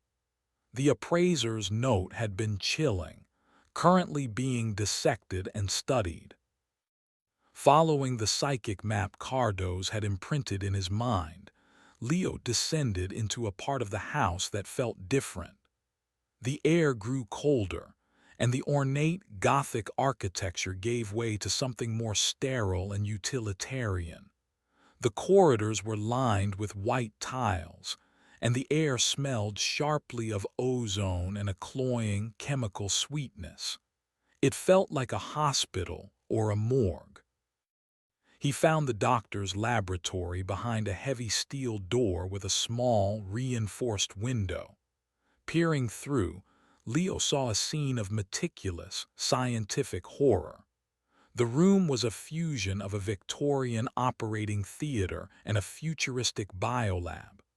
Glass cabinets held anatomical oddities suspended in glowing fluid, a lung that pulsed with its own light, a set of hands with far too many joints, a heart that beat in a complex, syncopated rhythm. In the center of the room, under a harsh, white surgical lamp, stood Dr. Faustian. He was a tall man in a stained leather apron, his face gaunt and pale, framed by wild, dark hair.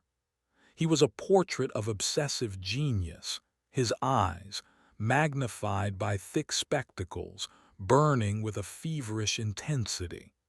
He was leaning over a steel table. On the table, held in place by humming, arcane restraints, was a shimmering, vaguely humanoid shape of pure life force. It pulsed with a healthy, vibrant glow, but it was being systematically taken apart. The doctor worked with a surgeon's precision, using tools that seemed to be part scalpel and part tuning fork. He would make a careful incision, and a sliver of the glowing energy would peel away, which he would then capture in a vacuum flask. It was Julian's vitality, and Faustian was treating it like a lab rat. Leo's stomach turned. This was not a game or a negotiation. This was torture. He pushed the door open. It swung inward with a heavy groan. Dr. Faustian looked up, annoyed by the interruption. His eyes, magnified and distorted by his glasses, fixed on Leo. "I am in the middle of a delicate procedure. The clinic is closed to visitors." "I'm not a visitor," Leo said, stepping into the lab. "I'm here for that." He pointed to the shimmering energy on the table. The doctor straightened up, wiping his instruments on a rag. "Ah, the brother. I was told you might arrive." He showed no fear, only a detached academic curiosity. "A fascinating specimen. The vitality is exceptionally pure. almost entirely free of psychic trauma or congenital taint, a perfect baseline for my research. What research? Leo demanded, his fists clenched. Immortality, my boy. True immortality, Faustian said, a manic gleam in his eyes.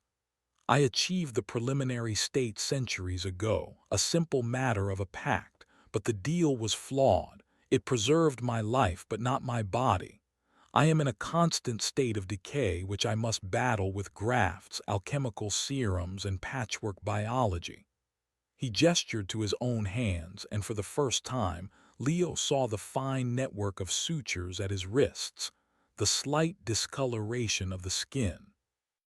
I am trying to isolate the essence of resilience, the doctor continued, his voice growing more excited. The part of a life force that resists entropy. Your brother's vitality is the key. Once I understand how to replicate its properties, I can build myself a new, permanent body, one that does not rot. It's not for sale, Leo said flatly. He knew from Scriv's list that Faustian was a collector, a researcher. Bargaining for the fragment would be useless. He would have to take it. Faustian laughed, a dry, rattling cough. Of course it isn't for sale.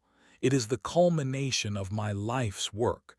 You cannot possibly have anything of greater value. He turned back to the table, dismissing Leo. Now, if you'll excuse me, I must map the etheric nerve responses before the specimen degrades further. Leo looked around the lab, his mind racing. The place was a fortress of science and magic. Faustian was powerful and likely had defenses. A direct assault was suicide. He needed a different weapon. He needed to use the doctor's own nature against him. His logic, his obsession. His eyes fell upon a blackboard covered in complex equations and biological diagrams. It was a chaotic mess of symbols Leo couldn't understand, but one phrase was circled repeatedly: the Faustin paradox. Below it were a series of failed calculations and frustrated notes. The Faustian paradox, Leo read aloud. The doctor froze, his hand hovering over the captured vitality. He turned slowly, his expression shifting from annoyance to guarded interest. You have a background in transdimensional biology. No, Leo said, walking closer to the blackboard. He was improvising, building a lie on a foundation of pure intuition. But I know a logical fallacy when I see one. He pointed to the central equation. It was a tangle of symbols, but it seemed to revolve around integrating a foreign life essence, Julian, into a preserved but decaying body, Faustian's. You're trying to solve the problem of rejection, Leo stated, feigning confidence. You're trying to pour new wine into an old, rotting wineskin. It will always fail. The vessel will always corrupt the contents. A simplistic metaphor, Faustian sniffed, though he did not return to his work. I have accounted for rejection with immunomorphic stabilization fields. But you haven't, Leo pressed, his mind working furiously. He was channeling every science fiction movie and pop science article he had ever consumed. Your paradox isn't biological, it's philosophical. Your original body, the one preserved by your pact, is a closed system. Its state of decay is a fundamental part of its nature. You can't introduce a new, healing element without violating the terms of the original pact that keeps you alive. It's like trying to divide by zero. The system will crash. Faustian stared at him, his spectacles magnifying the conflict in his eyes. He was a being of pure logic. Leo was presenting him with a logical argument, speaking his language. "So what is your proposed solution, boy?" The doctor sneered, though the sneer lacked conviction. "You need a new vessel," Leo said, the idea hitting him with the force of revelation. "A blank slate, a body that is not bound by your original pact. You can't fix the old house. You need to move into a new one." Faustian was silent. He looked from Leo to the blackboard, then to his own sutured hands. The terrible truth of Leo's words was dawning on him. He had spent centuries trying to repair a fundamentally flawed system. His obsession had blinded him. "A new vessel," he whispered, the thought consuming him. "But where would I acquire one? The cost?" "There's a man," Leo said, seizing the opportunity. "His name is Julian Croft. He's young, healthy, and best of all, he's empty, a perfect blank slate, a body without a soul to get in the way." The horror of his own suggestion washed over him, but he pushed it down. This was the currency Faustian understood. The doctor's eyes widened, the manic gleam returning, but this time it was focused on a new possibility. A body, without a soul. The transfer would be seamless. No psychic resistance. No spiritual rejection. He began to pace the lab, muttering to himself, his mind consumed by this new, elegant solution. He had completely forgotten about the vitality on the table.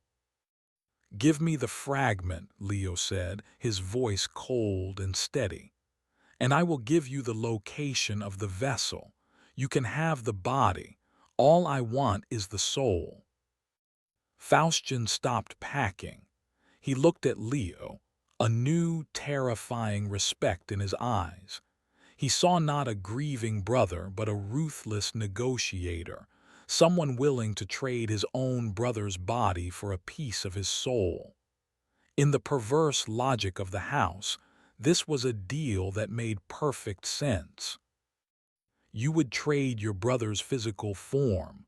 Faustian asked, a slow smile spreading across his face, "for a mere fragment of his ephemeral essence?" "I would," Leo lied, his heart a cold stone in his chest. "Brilliant," the doctor breathed. "Utterly, monstrously brilliant, a paradox for a paradox." He walked to the operating table and with a flick of a switch deactivated the restraints. The shimmering form of Julian's vitality condensed, flowing together into a single, radiant ball of light. It floated off the table and drifted toward Leo, pulsing with warmth. "A deal," Faustian said, extending a hand. "Give me the location." The ball of vitality hovered before Leo. He reached out and it flowed into him, a jolt of pure energy that momentarily drove the chill from his bones. He now had 6 pieces. He turned to the doctor. "He is in apartment 4B, at 242 Westland Street," Leo said, giving the address of a building that had been condemned and demolished 5 years ago. He didn't wait for a reaction. He turned and walked out of the lab, leaving the doctor to his new, all-consuming obsession. He had traded a lie for a piece of his brother.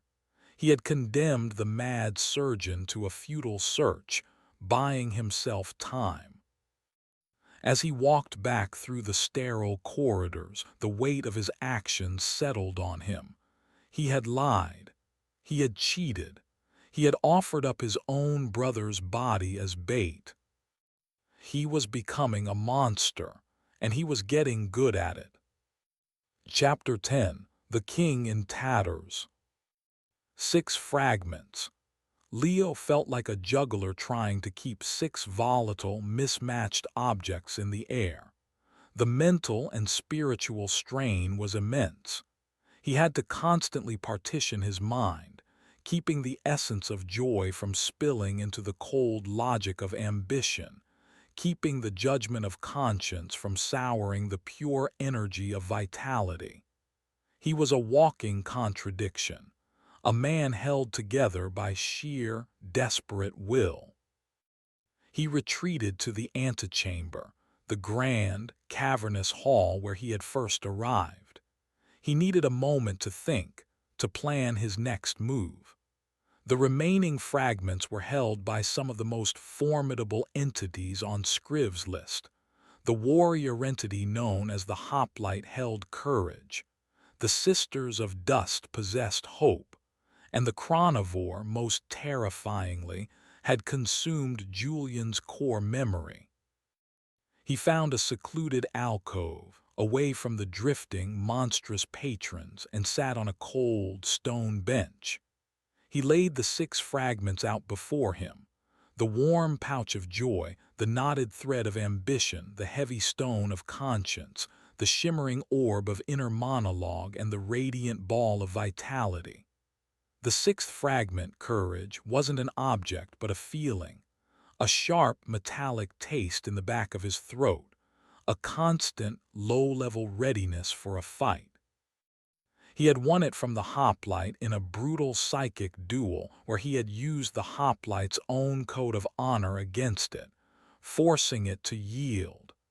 The victory had left him psychically bruised but in possession of the piece.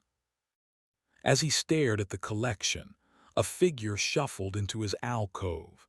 He was an old man, dressed in rags that might once have been fine silks and velvets.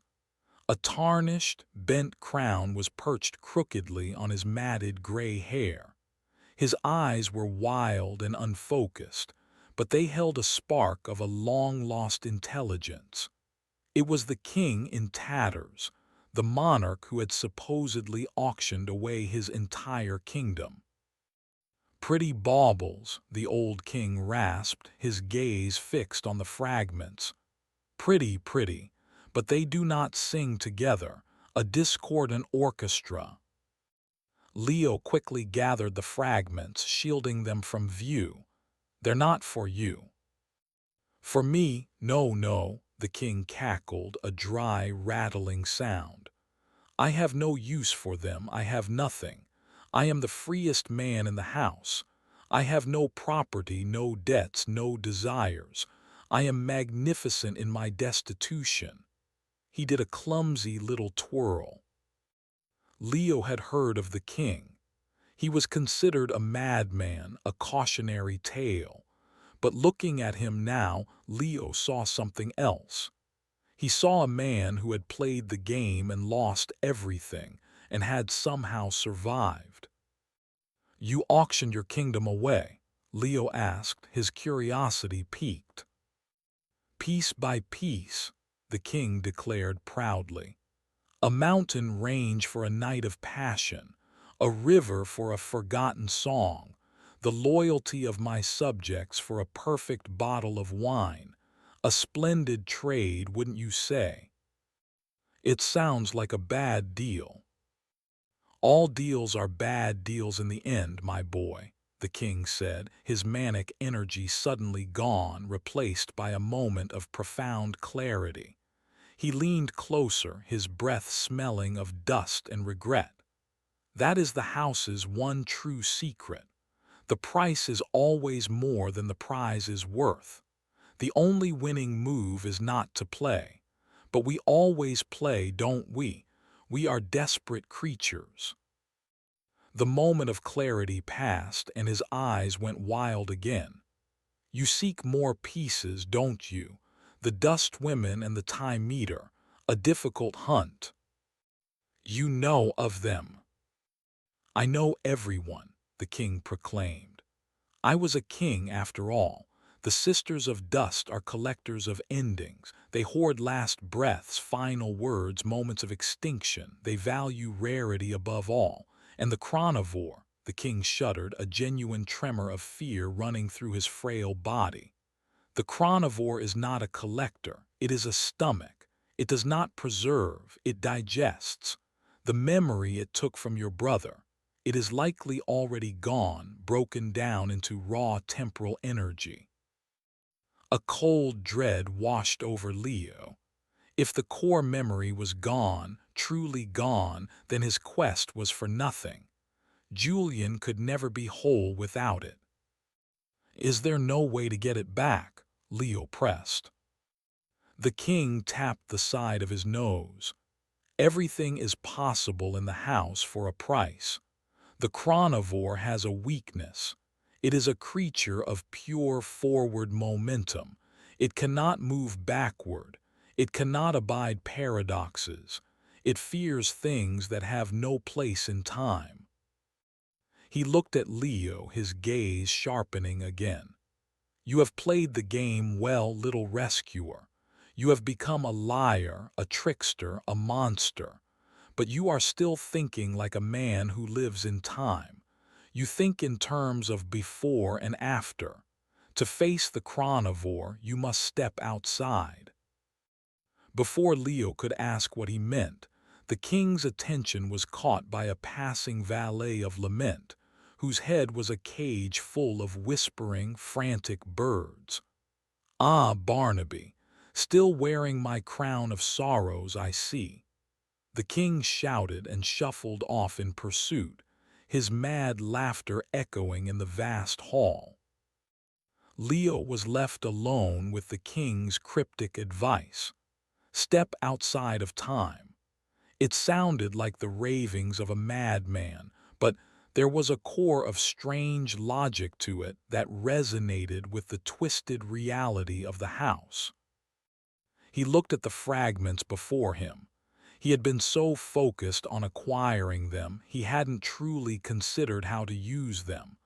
They were pieces of Julian, yes, but they were also sources of power, of energy. What would happen if he stopped trying to keep them separate? What would happen if he let them sing together, as the king had put it? It was a terrifying thought. The clashing energies could tear him apart, but the chronivore represented an existential threat to his entire quest.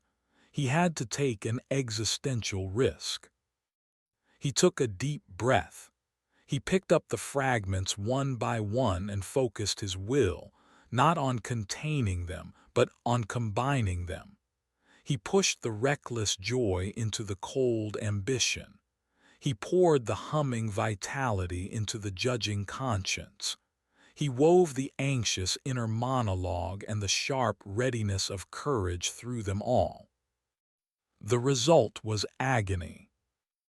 A firestorm erupted in his mind. Conflicting emotions and energies warred within him, a psychic symphony played by a mad composer. He felt an urge to build an empire and weep for its victims simultaneously. He felt the glorious energy of life and the crushing guilt of his own actions. He screamed, a raw, silent scream inside his own head that threatened to shatter his sanity. He was losing control. The fragments were too strong, their dissonance too great. He was being torn apart from the inside. As his consciousness began to fray, a single clear thought cut through the chaos, a memory of the king's advice. You must step outside. He didn't know how, but in his desperation he focused on the paradox that had won him Lycaon's cooperation, the paradox of himself, a being who was both a savior and a monster, a force for good and a source of evil. He was a walking contradiction. He didn't belong on a simple, linear path of morality. He embraced the contradiction. He stopped fighting the warring fragments and accepted them all at once. He was joyful and ambitious and guilty and courageous and alive and anxious. He was all of it. And in that moment of absolute paradoxical acceptance, something shifted. The raging storm in his head did not cease, but he was no longer at its center. He was outside of it, observing it. The flow of time in the antechamber seemed to stutter, the drifting patrons freezing for a microsecond. He felt a profound sense of detachment, as if he were watching a play rather than participating in it.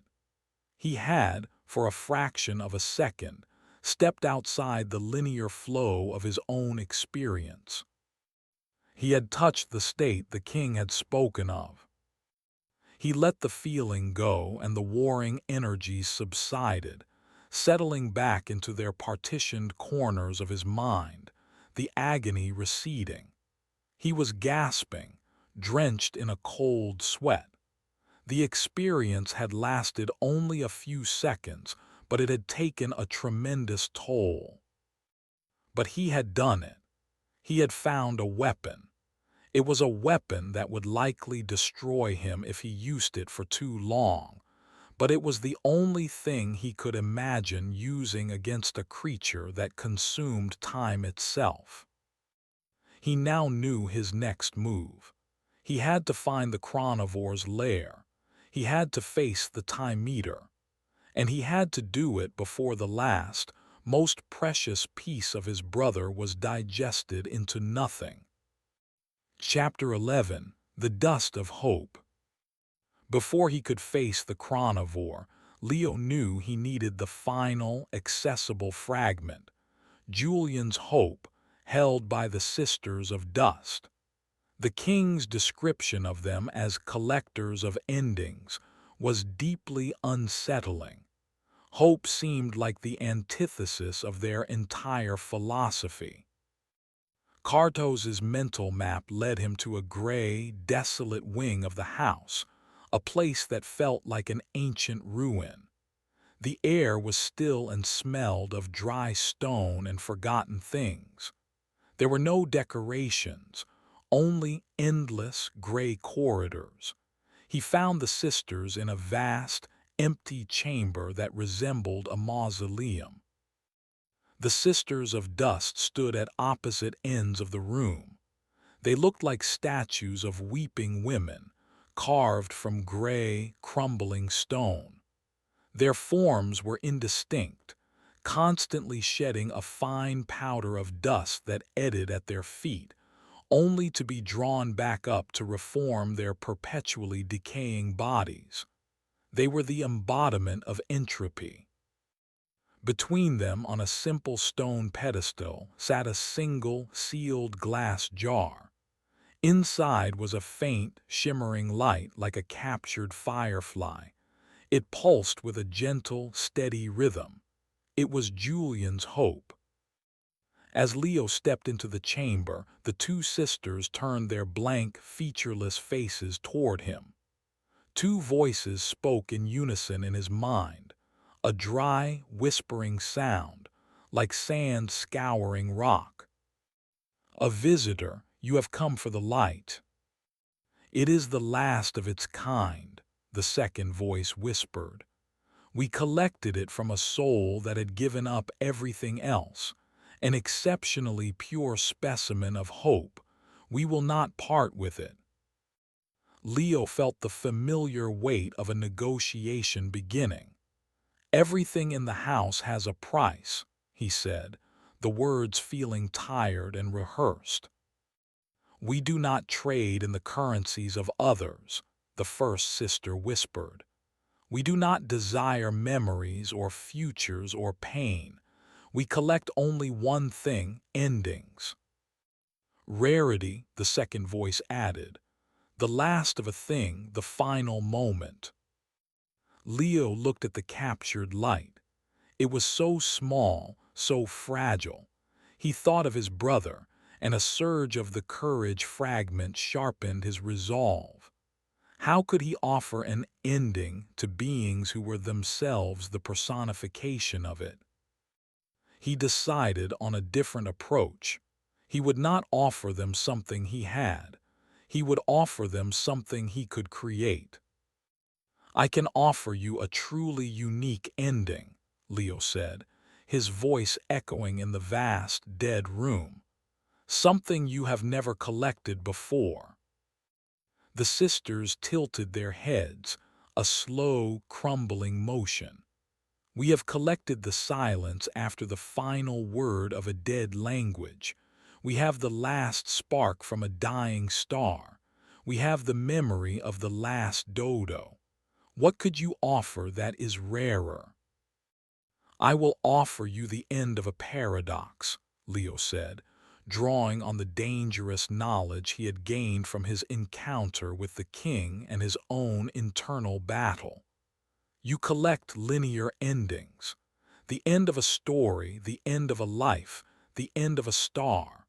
I will give you the end of something that has no linear progression, something that should not be able to end at all. He laid out the paradox of the rescuer, the story he had told Lycion, the man who becomes a monster to save his brother. This story has no logical end, Leo explained. If he succeeds, he fails. If he fails, he fails. It is a loop, a snake eating its own tail. It should continue for eternity. A fascinating intellectual curiosity, the sisters whispered. But a story is not an ending. It is a process. But I will give you its end, Leo insisted. He walked to the center of the room, standing halfway between the two crumbling statues. He closed his eyes and summoned the chaotic, warring power of the 6 fragments he now possessed. He didn't try to step outside of it this time. He let the storm consume him. He brought the paradox of his own existence to a boil. He was the rescuer. He was the monster. He was the hero and the villain. You want an ending, he shouted, his voice both his own and something more, a chorus of 6 discordant parts. I will give you one. I will end the paradox right now. I will choose a path. The energy roaring within him intensified. The air in the chamber grew thick, heavy with potential. He felt his own sanity stretching to its breaking point. I will choose to abandon my quest, he roared. I will let my brother remain a hollow shell. I will walk out of this house and save myself. In that moment the rescuer fails his quest, but the monster saves himself. The paradox is resolved in an act of ultimate selfish survival. You will have the memory of that choice, that decision, that precise moment a paradox dies. An ending to a story that should never have had one. Is that rare enough for you? The dust around the sisters swirled into a frantic vortex. They had collected the ends of physical things, of timelines, of species, but the end of a metaphysical concept, the death of a paradox itself. The novelty, the sheer impossibility of it was a prize beyond measure. The offer is acceptable, they hissed, their voices filled with a dry, covetous hunger. Then it is yours, Leo gasped, pushing the thought, the feeling, the decision of giving up out of himself. It was a lie, a performance, but he poured so much of the fragment's energy into it that it became real, a tangible thing in the air between them. He offered them the ghost of a choice he would never make. A gray, shimmering thread of energy shot from his chest and was instantly absorbed by the two sisters. Their crumbling forms solidified for a bare second, as if they had consumed something of immense substance. At the same time, the glass jar on the pedestal cracked. The faint, warm light of hope floated out and drifted toward Leo, merging with the chaotic energy already swirling around him. He had it, the 7th fragment. The moment hope joined the others, the storm within him changed. It did not lessen, but a single, clear note now rang through the chaos. It was a note of possibility, a belief that this agony might lead to something other than destruction. It didn't solve the paradox, but it made it bearable. He opened his eyes. The sisters of dust were crumbling again, their brief moment of solidity gone. They were staring at the space where the jar had been, as if savoring their new acquisition. Leo turned and left the mausoleum without a backward glance. He now had 7 pieces of his brother's soul. Only one remained, the most important and the most inaccessible. He had to face the chronivore. He had to reclaim his brother's memory, and he had to do it before the monster and his own fractured soul consumed him completely. Chapter 12. The Stomach of Eternity. With 7 fragments warring within him, Leo was a psychic battleground. The addition of hope had not brought peace, but had instead given the other fragments a new, terrifying energy. The joy was more manic, the ambition more reckless, the guilt of conscience more profound. He was a tinderbox, and his final destination was the heart of a raging fire. The chronovore's lair was not in any wing of the house. According to the king's ramblings and the swirling, fearful lines on Cartos's psychic map, it was in a place that defied the house's strange architecture. A wound, a non-space. To get there, Leo had to go to a dead-end corridor in the oldest part of the house, a place where the ornate walls gave way to raw, formless rock and simply walk. He stood before the blank wall, the 7 fragments churning within him. This was it, the final piece, Julian's core memory. Without it, the other fragments were just a collection of disconnected impulses. He took a deep breath, the courage fragment tasting like ozone on his tongue, and stepped forward. He did not hit the wall, he passed through it. The transition was sickening. For a moment he was nowhere, a being of pure thought in a void of non-existence. Then his feet found purchase. He was in a space that was both immense and claustrophobic. There was no floor, no ceiling, no walls, only a swirling gray mist of what he could only describe as pure, undiluted time. Particles of light, moments, memories, possibilities, drifted through the gray like dust motes. Some were bright and vibrant, others faded and dying. And in the center of this non-space was the chronivore. It was not a creature of flesh or bone. It was a vortex, a living hurricane of temporal energy. It had a vague, monstrous shape, like a colossal, multi-limbed insect made of fractured clocks and spiraling nebulae. It was constantly in motion, its form shifting and blurring as it moved through multiple seconds at once.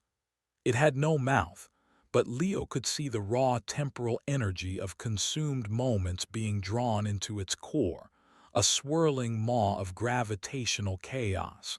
This was not a collector. This was a force of nature. The moment Leo entered its domain, the chronivore sensed him.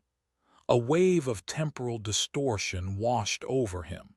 He experienced a flicker of his own past, the sting of a skinned knee, the taste of his 8th birthday cake, and a terrifying glimpse of a possible future, his own body, aged and withered, turning to dust.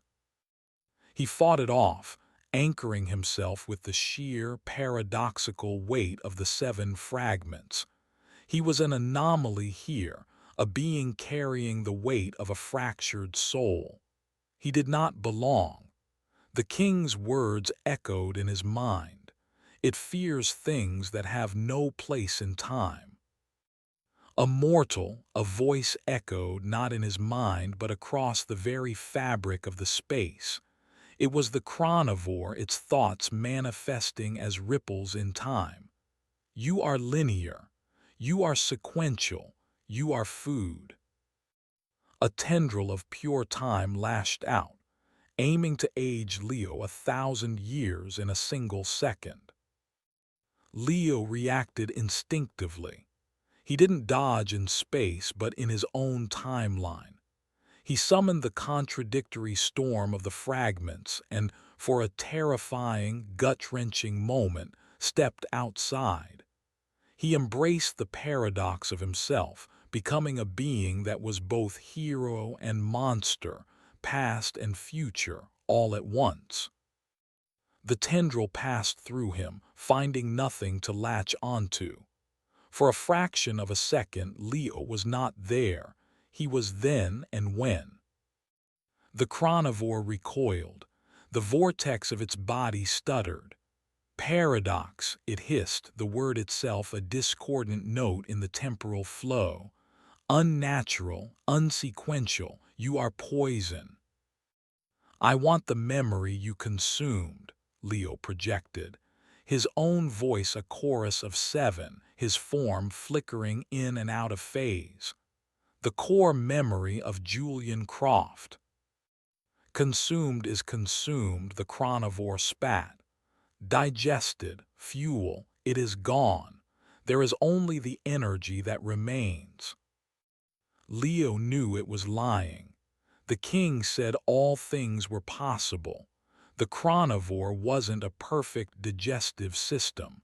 There had to be something left.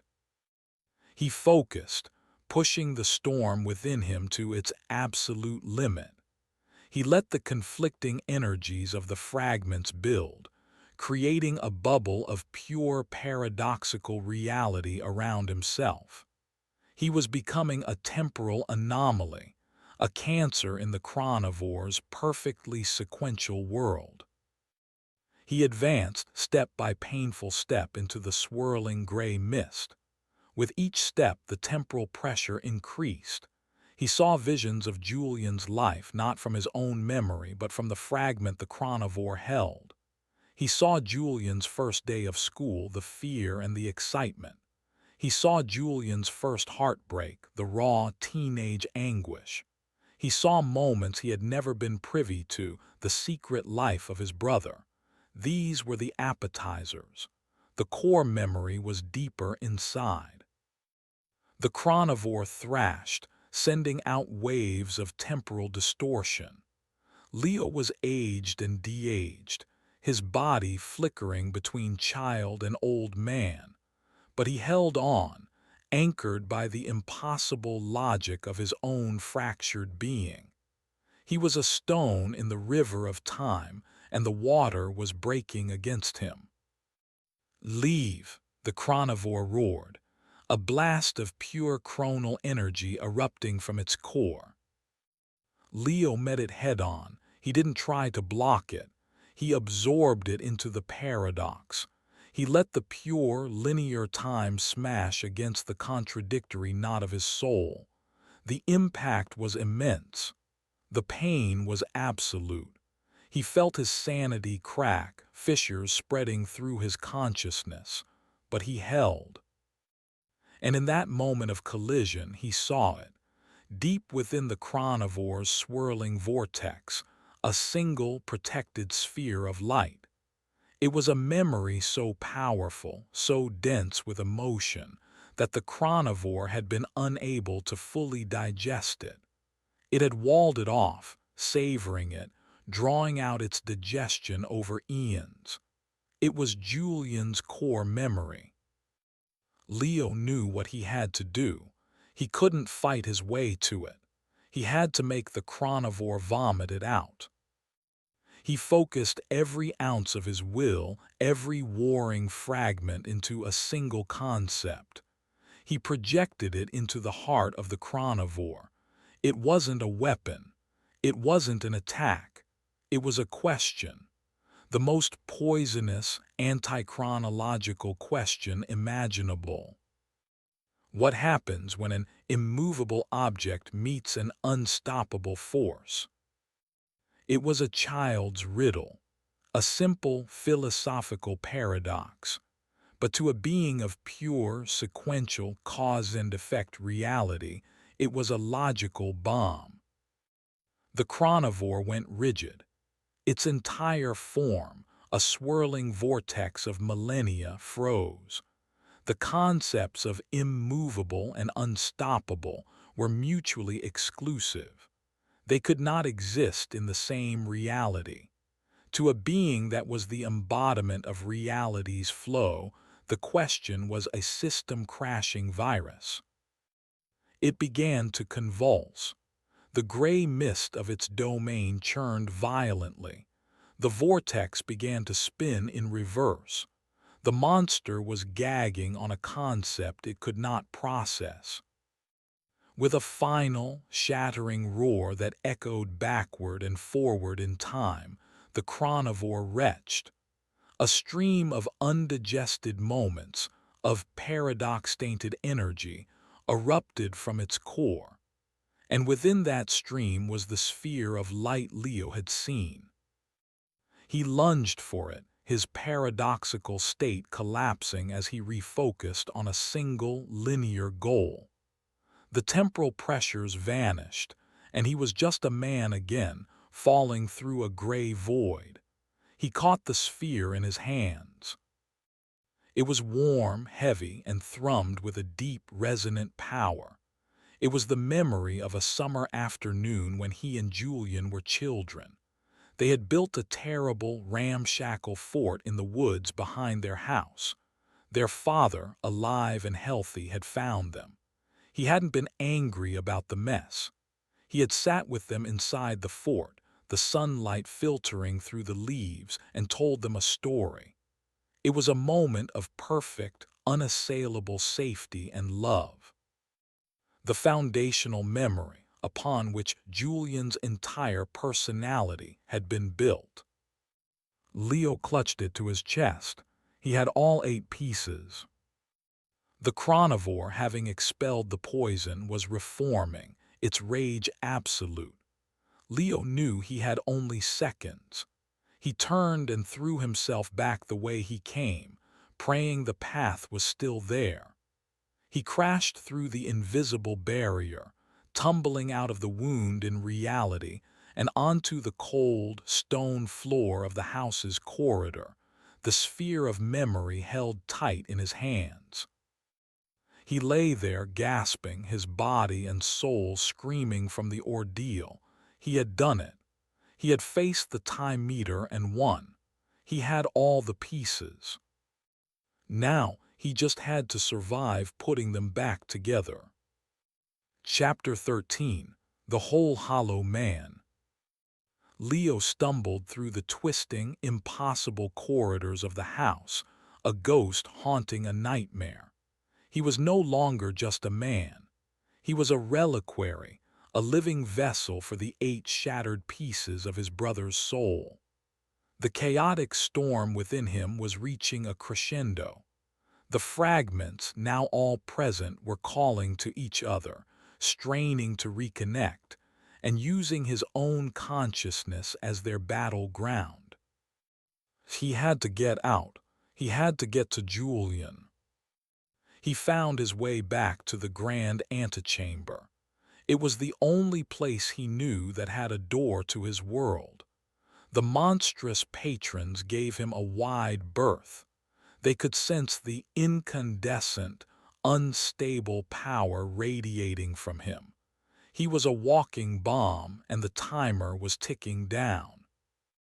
He saw Casper, the stone valet, standing by the invisible archway where Leo had first entered. The valet's human eyes widened as he saw Leo approach. He saw the shimmering, fractured aura around him. "You have them all," Casper stated, his voice a dry rustle of awe and fear. "I need to leave," Leo gasped, leaning against a pillar for support. The world was tilting, his vision blurring. "The way out is the same as the way in," Casper said. "The house will open the door when your business is concluded. But be warned, reintegration is violent. The vessel has been empty for a long time. Pouring the river back into a dry bed all at once will shatter the bedrock." "What do you mean?" "You cannot give them back all at once," Casper explained, a new urgency in his voice. "You must reintroduce them in the order they were lost. You must rebuild the personality piece by piece. Start with the foundation, the core memory." Leo nodded, his head swimming. It made a grim sort of sense. He focused on the sphere of light in his hand, the memory of that summer afternoon in the fort. It was the foundation. He faced the wall where the archway should be. "My business is concluded," he said, his voice straining. "For now." A dark, wooden archway shimmered into existence before him. Beyond it, he saw not a grand hall, but the grimy, water-stained wall of the motel room where his journey had begun. He staggered through the archway, the cloying smell of stale cigarette smoke and despair a welcome relief from the sterile, ozone-scented air of the house. He turned. The archway was gone. He was alone. He didn't waste a second. He ran from the motel, hailing a taxi with a wild look in his eye. The city at night seemed alien, mundane. The people, with their whole souls and simple problems, looked like a different species. He paid the driver with the last of his real-world cash and ran up the steps to his brother's apartment building. He fumbled with the key, his hands shaking from the psychic strain. He pushed the door open. Julian was exactly as he had left him, a statue in human form, sitting on the edge of his bed, staring at nothing. The air was thick with the dust of neglect. "Julian," Leo said, his voice cracking. There was no response. Leo walked to him, his heart hammering. He held the glowing sphere of the core memory in his hands. Following Casper's advice, he prepared to give it back. "I'm sorry, Jules," he whispered. "This is going to hurt." He pushed the sphere of light toward his brother's chest. The moment it made contact, Julian's body arched back with a silent scream. His eyes, once empty, flooded with a torrent of images. The light of the memory sank into him, not gently but like a brand. He was seeing the fort, the leaves, his father's smiling face. He blinked. He looked at Leo, and for the first time in almost a year there was a flicker of recognition. "Leo," he rasped, his voice raw with disuse. Then he looked around the filthy apartment at his own unkempt state. What happened?" The foundation was laid. Now for the next piece. Leo brought out the heavy, gray stone of conscience.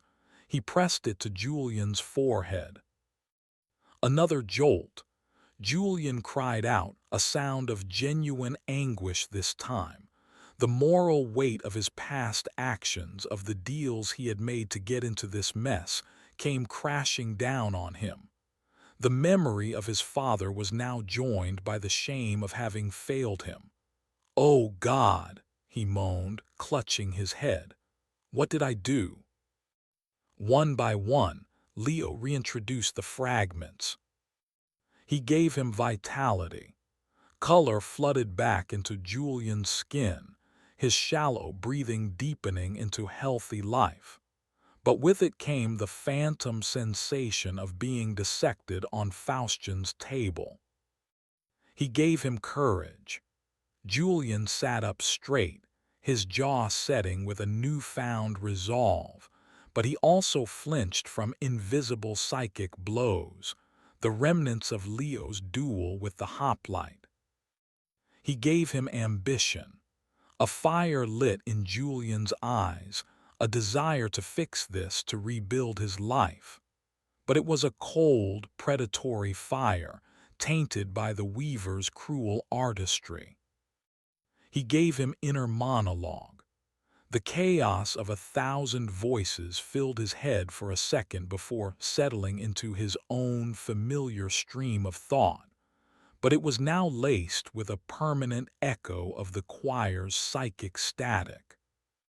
He gave him hope. A genuine, warm smile touched Julian's lips, the belief that things could get better. But it was a desperate, fragile hope, born in a mausoleum of endings. Only one piece remained: joy. Leo held the small, warm pouch. He looked at his brother. Julian was more alive than he had been in a year, but he was a wreck. He was a man drowning in the shame, ambition, and pain of a life he was only just beginning to remember, tainted by the horrors of its reclamation. He was whole, but he was shattered. "One more, Jules," Leo said softly. He pressed the pouch of joy into his brother's hand. The final fragment sank in, and Julian began to laugh. It was not his old, infectious bark. It was a high, manic, unhinged sound. It was the laughter of a man who could feel pure, unadulterated joy while simultaneously being crushed by guilt and haunted by trauma. It was the sound of a paradox, the sound of a man whose soul had been broken and reassembled in the wrong order, by the wrong hands. Julian looked at Leo, his eyes wide with a terrifying, joyful madness, tears of laughter and anguish streaming down his face. "Leo, you did it!" he shrieked with glee, his voice cracking. "You saved me!" Leo backed away, a cold, dawning horror creeping over him. He had gotten all the pieces back. He had won. He had faced down monsters and gods and brought his brother's soul back from the abyss. But he hadn't saved his brother. He had created something new. He had built a whole man, but the man was hollow in a different way. He was a beautiful, priceless vase that had been shattered and glued back together. It looked whole from a distance, but the cracks would be there forever, and it could no longer hold anything. The laughter continued, echoing in the small, dusty apartment, a sound more horrifying than any scream. Leo stared at the stranger wearing his brother's face, and the full weight of his journey, of the price he had paid, came crashing down. He had succeeded, and he had failed completely. Chapter 14. An Invitation to Bid. The weeks that followed were a special kind of hell. Julian was back, but he was a discordant symphony of a man. One moment he would be weeping with guilt over the deals he'd made. The next he'd be laying out ruthlessly ambitious plans to start a new company. He'd have panic attacks, feeling the phantom touch of Faustian scalpels, then break into peals of manic, inappropriate laughter. The joy, untempered by a stable personality, was a terrifying thing to witness. He was a man haunted by his own reassembled soul. Leo tried to help. He got him into therapy, but the therapists didn't have the framework to understand a man whose trauma was literally metaphysical. They diagnosed him with a dozen different conflicting disorders. No medication could touch the problem. And Leo himself was not whole. The memories he had sold to Cardos were gone, leaving blank spots in his past. The experience of stepping outside time had left him feeling disconnected from the world, as if he were watching his own life on a screen. He was a stranger in his own skin, just as Julian was. They were two broken men rattling around in a small apartment, bound by a shared, unspeakable horror. One evening, as Julian was in the middle of a frantic, joyful episode, sketching out a dozen new art projects with a terrifying, manic energy, there was a knock on the door. It was three distinct, perfectly timed raps, imbued with an impossible weight and finality. Leo froze. It was the knock. He opened the door. Standing in the hallway was not a valet, but a featureless humanoid in a simple gray uniform, the kind the janitors in the house wore. It held out a single, embossed envelope. It was made of the same heavy, light-absorbing black material as the receipt card. Leo took it. The janitor nodded once and then simply dissolved, its form collapsing into a pile of fine, gray dust that was swept away by a non-existent breeze. Leo closed the door, his heart pounding. He opened the envelope. Inside was a single, thick card. On it, in the same metallic crimson as the symbol on Julian's old receipt, was a single sentence. The board of the Perpetual Auction House invites you to bid on the position of its new acquisitions agent. An interview will be conducted at your convenience. Leo stared at the card. It wasn't a threat, it was a job offer. He had not gone unnoticed. His journey through the house, his cunning, his ruthlessness, his willingness to pay any price, it hadn't just been a quest, it had been an audition. They had watched him lie, cheat, and manipulate his way through their most powerful patrons. They had seen him face down the carnivore, and they had been impressed. He looked at Julian, who was now laughing as he painted with his fingers, smearing expensive pigments across a canvas in a meaningless, joyful chaos. He was a mess. He was a project that would never be finished. Caring for him would take all of Leo's time, all of his money, all of his life. The house was offering him an alternative, a position of power, a way to use the monstrous skills he had acquired.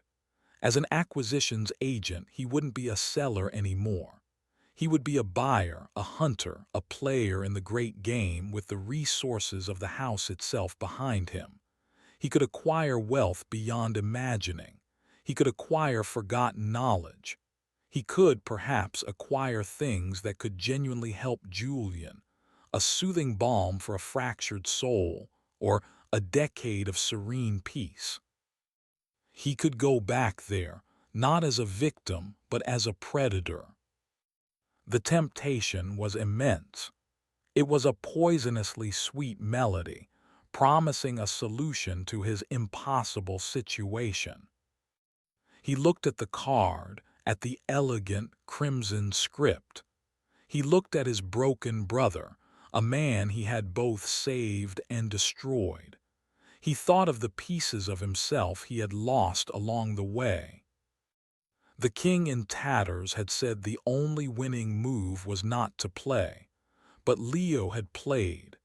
He had played and he had won, and the prize was ashes. Now the casino was offering him a seat at the high-stakes table, a permanent position. He held the invitation in his hand, the black card cool against his skin. His business with the house was not concluded. It was just beginning.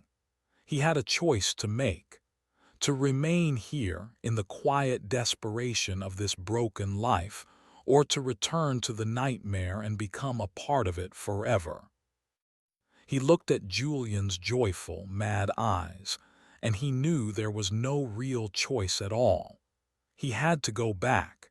He had to find a way to truly fix what he had broken. He closed his eyes and whispered to the empty air, to the listening void that was never far away. I accept. Chapter 15. A Performance Review. Leo's acceptance hung in the silent apartment, a vow made to an unseen power. For a moment, nothing happened. Julian continued to laugh and paint, oblivious, a joyful madman in a room full of his own abstract chaos. Then, the world outside the window dissolved. The familiar brick wall of the neighboring building melted away, replaced by the impossible, cavernous expanse of the Perpetual Auction House's antechamber. A door had opened not in the apartment but through it. The mundane reality of Leo's world was now just a frame around a portrait of the nightmare. Julian's laughter hitched. He saw the impossible view, and the joy in his eyes was replaced by a flicker of pure, undiluted terror, a memory of the place that had consumed him. He scrambled backward, away from the window, knocking over a stack of canvases. That terror was all the push Leo needed. He had to fix this. He turned from his brother and stepped toward the window, toward the house. The moment his foot crossed the threshold, the view snapped back. The grimy brick wall was back in place. The door was closed. He was standing in the antechamber again, but this time it was different. The drifting patrons, the gods and monsters, paid him no mind, but they did not give him a wide berth either. He was no longer a variable. He was part of the system. A figure approached. It was not a valet, but the orator itself, its form solidified into the shape of a tall, sharp-suited man with a face like a blank, polished slate. It did not walk on the marble floor, but glided an inch above it. The silence around it was not an absence of sound, but an active, commanding presence. Leo Croft, the voice of the orator, bloomed in Leo's mind. Your acceptance is noted. The board is pleased. Follow me. Your orientation will now commence. Leo followed the featureless being across the vast hall, away from the great bronze doors of the auction floor, toward a section of the house he had never seen. They passed through an archway of pure, solidified shadow and entered a space that was the philosophical opposite of the Gothic grandeur he knew. It was an office, an infinite, brutally minimalist office. Rows upon rows of identical gray desks stretched into a hazy, vanishing point, each with a simple chair. There was no clutter, no paper, no personalization. Above, the ceiling was a slow, swirling vortex of pure information, numbers and symbols drifting like stars in a dark galaxy. This was the engine room, the administrative heart of the nightmare. The orator led him to the only unique feature in the entire space, a single, large desk made of obsidian, facing a chair. The orator glided behind the desk and gestured for Leo to sit. This is your performance review, the orator's voice stated, devoid of inflection. Leo sat, the chair cold and hard beneath him. We have observed your recent, freelance acquisitions, the orator continued. Your performance was satisfactory. Let us review the data. The surface of the obsidian desk swirled and an image appeared. It was Leo, standing before Mr. Sterling, accepting the deal for his own blood. Item 1. Transactional self-harm, the orator stated. Subject demonstrated a willingness to leverage his own physical vessel as currency, a primitive but effective display of desperation. It showed a foundational understanding of value. The image shifted. It now showed Leo in the weaver's salon, bluffing about the resonance of the fragments. Item 2. Metaphysical deceit. Subject faced a superior opponent in a game of chance. Instead of playing the game, he altered its perceived rules through a convincing, baseless narrative. He weaponized a story. This demonstrated creativity and a capacity for manipulating abstract principles, a highly valued skill. The image changed again to Faustin's lab. Leo saw his own face, cold and calculating, as he offered up his brother's body. Item 3. Emotional exploitation and strategic falsehood. Subject identified an opponent's core obsession and crafted a bespoke lie to circumvent a direct confrontation. He offered his primary asset, his brother's vessel, as leverage he had no intention of honoring. Ruthless, efficient, the highlight of your evaluation. Leo felt sick. The orator was listing his most desperate, shameful moments as if they were bullet points on a resume. They weren't judging his morality, they were praising its absence. Your encounters with the choir, the hoplite, the sisters, and the chronivore have all been noted, the orator concluded. You have demonstrated an innate talent for lateral thinking, paradox manipulation, and acceptable levels of self-destruction to achieve a goal. You are precisely the asset we require. What is the job? Leo asked, his voice strained. You are an acquisitions agent. The house has needs. Our patrons have desires.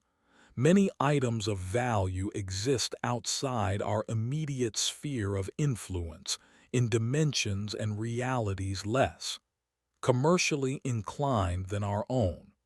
Your task is to travel to these places and acquire these assets on behalf of the house. Acquire how? By any means you deem necessary, the orator replied. Bargain, barter, deceive, steal. Your methods are your own. We require only results. You will be a predator for us, Leo, a hunter of unique and beautiful things. And my payment? Leo asked, getting to the heart of the matter. The house does not deal in mortal currency. For each successful acquisition, you will be granted two things. First, a substantial line of credit for use in our auctions. Second, and more importantly, you will be granted tiered access to the vaults. The desk's surface changed again. It showed a vast, spiraling series of vaults descending deep into the foundations of the house. The vaults contain items not for public auction, tools, artifacts, conceptual weapons, and in the deeper levels items of restoration, the orator explained, its blank face turning toward Leo. We are aware of your secondary motivation, the mending of your brother's fractured state. An item such as the tapestry of what should have been or the pool of unwritten days could theoretically achieve such a repair. Access to the vaults where such items are kept is restricted to our most effective and loyal agents. Do you understand? The more you acquire for us, the more power you will have to acquire what you truly desire. It was the perfect trap. They weren't just giving him a job. They were giving him a structured path to the one thing he wanted most, a path that required him to become the monster they needed. What is my first assignment? Leo asked, the words tasting like ash. A single gray folder materialized on the obsidian desk. Leo reached for it. It was cold to the touch. He opened it. Inside was a single sheet of paper. It was not a description. It was a picture. A photograph of a young girl, no older than 8, with bright, intelligent eyes. She was sitting on her bed, hugging a scruffy-looking golden retriever. Below the photo was a single line of text. Asset unwavering belief, object class, conceptual anchor. Description. Subject Clara believes with absolute, reality-defying certainty that her deceased canine, Rusty, is merely on a long vacation and will return home. This belief is so pure it acts as a stable, metaphysical anchor point. Patron. The lens of Leng requires the asset as a focusing crystal for viewing realities built on false premises. Status acquire. Leo looked up from the folder, a cold horror dawning. His first task was to go to this little girl and shatter her heart. He had to steal the one belief that was protecting her from a devastating grief. Your methods are your own, the orator's voice echoed in his silent mind. Succeed, and your journey toward mending your brother begins. Fail, and we will find another agent. The opportunity will not be offered again. Leo closed the folder. He thought of Julian's manic, broken laughter. He thought of the promise of the deepest vaults. He was the rescuer. He had to see it through to the end, no matter the cost. I understand the assignment, he said. The orator's blank face seemed to convey a sense of satisfaction. Excellent. The gateway to the subject's location is now open to you. We await your return. Do not disappoint us. The infinite office faded away, and Leo found himself back in the antechamber. In his hand, he held the cold, gray folder. Across the hall, a simple, white-painted door had appeared. It was a door that belonged in a suburban home, a door that would lead him to a little girl and her dog. He had his first target. The house had given him a leash, and the first place it was leading him was into the heart of a child's world, to tear it apart. Chapter 16. The Theft of a Lie. Stepping through the white door was like stepping through a membrane. The air changed, growing warmer, thick with the scent of cut grass and laundry detergent. The impossible architecture of the house was gone, replaced by a sun-drenched suburban hallway. Family photos lined the walls. A child's brightly colored drawing of a dog was stuck to the refrigerator with a magnet. It was a world of suffocating normalcy, and it felt more alien to Leo than the carnivore's lair. He held the 7 fragments he had taken from his own person. He hadn't dared try to reintegrate them and focused. He needed to be a different person here, not a monster, not a paradox.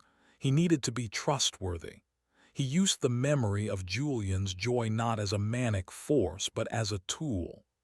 He shaped his face into a warm, friendly smile. He adjusted his posture to be non-threatening. He was building a character, a mask. He found the girl, Clara, in the backyard. She was sitting on a swing set, her small legs kicking idly. The yard was neat, the lawn perfectly manicured. It was a picture of suburban peace. "Hello," Leo said, his voice soft. Clara looked up, her bright eyes wary. "You're not supposed to be here. This is my yard." "I know," Leo said, keeping his distance. He sat on the grass, making himself smaller. "I'm a friend of your mom's. She said it was okay if I waited out here. A simple, effective lie. The ambition fragment purred with satisfaction. Oh, Clara said, her wariness easing slightly. Okay. She went back to swinging. Leo watched her for a moment.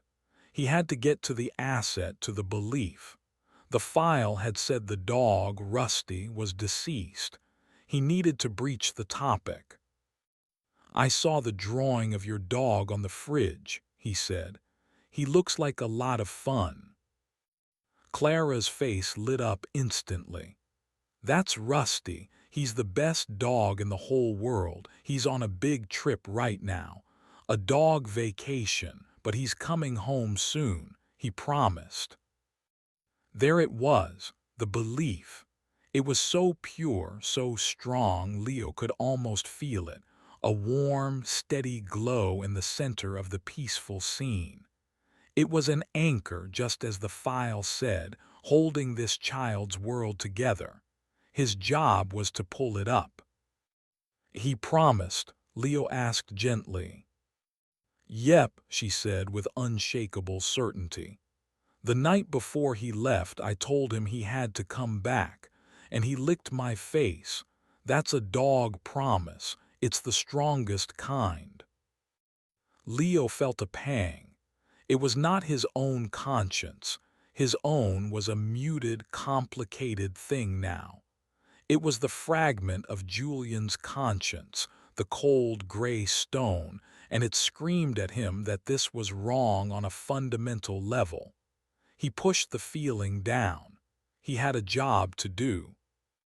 He had to introduce doubt. He couldn't just tell her the dog was dead. That would be a hammer blow, and the belief might just shatter into useless pieces. He had to make her let go of it willingly.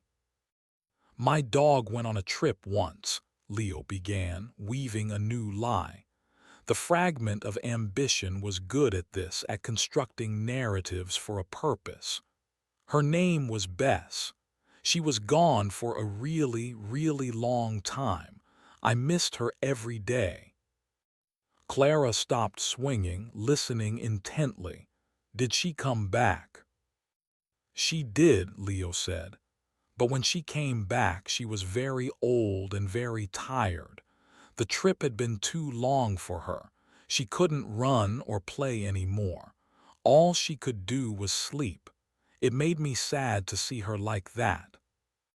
He was planting a seed. The idea that coming back might not be a purely happy event. Clara's face fell. Oh, that's sad. It was, Leo agreed. Sometimes I think, maybe it would have been better for her if she had stayed on her vacation where she was happy and could run around forever.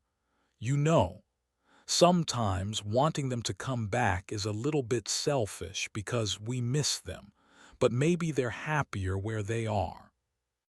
He was using the child's own empathy against her. The conscience fragment writhed within him, a protest he had to ignore. He was framing the letting go of belief as a noble, selfless act. Clara was silent. She looked down at her shoes. The steady, warm glow of her belief began to flicker, its certainty wavering. He had introduced a conflict. Her desire for the dog to return versus the idea that its return might cause it pain. But he promised, she whispered, her voice small. She was clinging to the anchor. Leo had to cut the rope. Clara, he said, his voice full of a manufactured, gentle sadness. I wasn't being completely honest. My dog, Bess. She didn't come back. My parents told me she went on a trip because they didn't want me to be sad, but she got very old and she died. She's in a place where she can run and play forever and she's not tired or in pain. And I realized I had to let her go. I had to be happy that she was happy, even if it meant I was sad. It was the hardest thing I ever did. But it was the right thing to do. It was my way of telling her I loved her. He had done it. He had presented the harsh truth wrapped in a layer of loving self-sacrifice.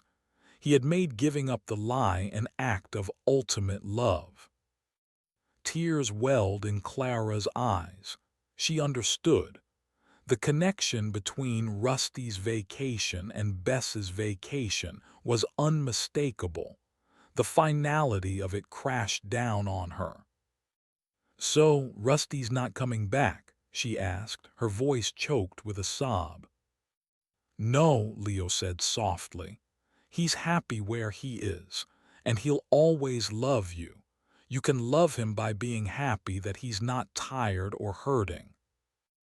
The little girl began to cry, the heart-breaking, ragged sobs of a child facing their first real grief.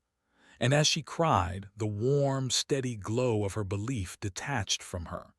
It cooled, solidified, and coalesced in the air between them, forming a small, perfect teardrop made of crystal. It pulsed with a faint, steady light. The unwavering belief. The asset. Leo reached out and took it. It was cool and smooth in his palm.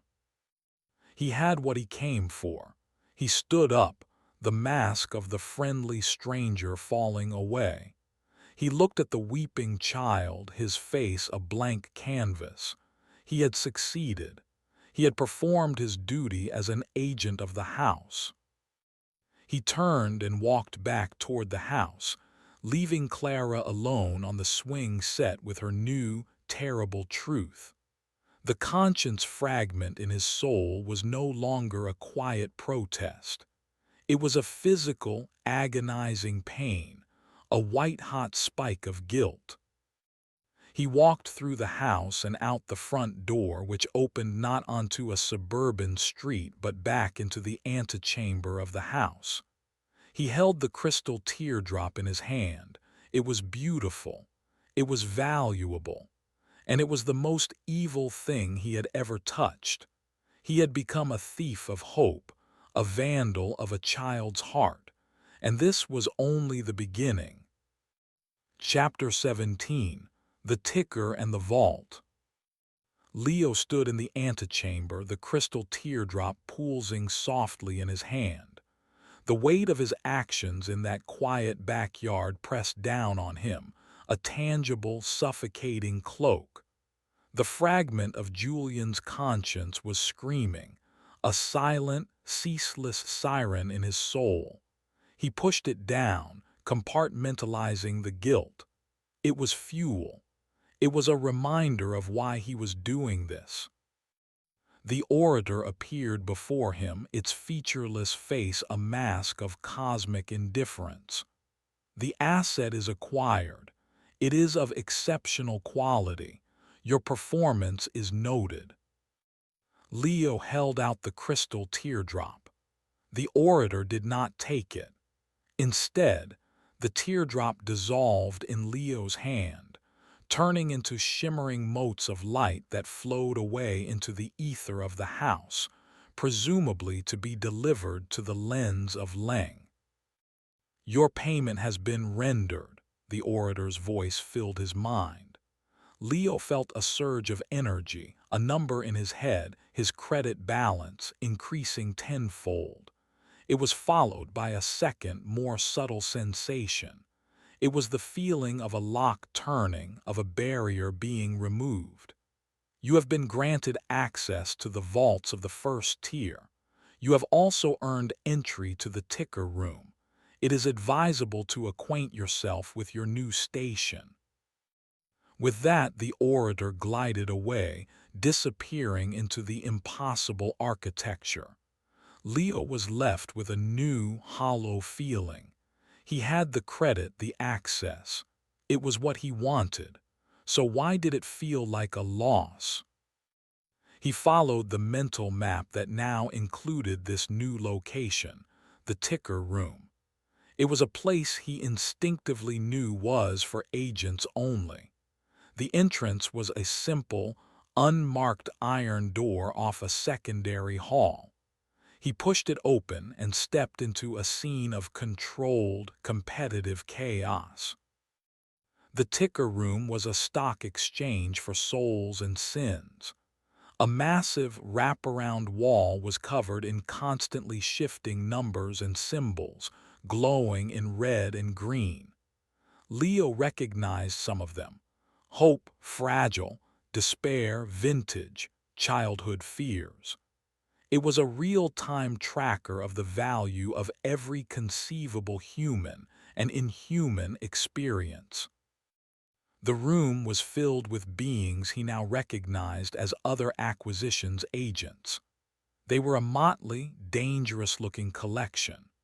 A hulking creature with a face like a bulldog, made of cracked obsidian, studied the board with intense focus. A pair of twins that flickered in and out of phase conversed in whispers. And leaning against a ticker post, looking utterly bored, was a woman with hair the color of spilled ink and eyes that held the cold, flat look of a shark. She was dressed in a sharp, tailored suit of black leather, and her fingers drummed impatiently on the hilt of a wicked-looking blade strapped to her hip. She radiated a lethal competence. She noticed him the moment he entered. Her cold eyes swept over him, dismissing him in a single glance. "Look what the cat dragged in," she said, her voice a low, smoky drawl. "The rookie, the rescuer, heard you popped your cherry on a kid's imaginary friend." Leo bristled. It was a conceptual anchor. "Whatever helps you sleep at night, darling," she said with a smirk. "Word of advice: the emotional baggage, lose it. It'll slow you down. The names vex. Try to stay out of my way. I don't like competition that bleeds." She turned her attention back to the board, dismissing him as irrelevant. Leo felt a flash of anger, but he suppressed it. She was a rival, another predator in the same hunting ground. Engaging her now would be a mistake. He turned his attention to his other reward, the vault access. He focused on the sensation of the unlocked door, and a path illuminated itself in his mind.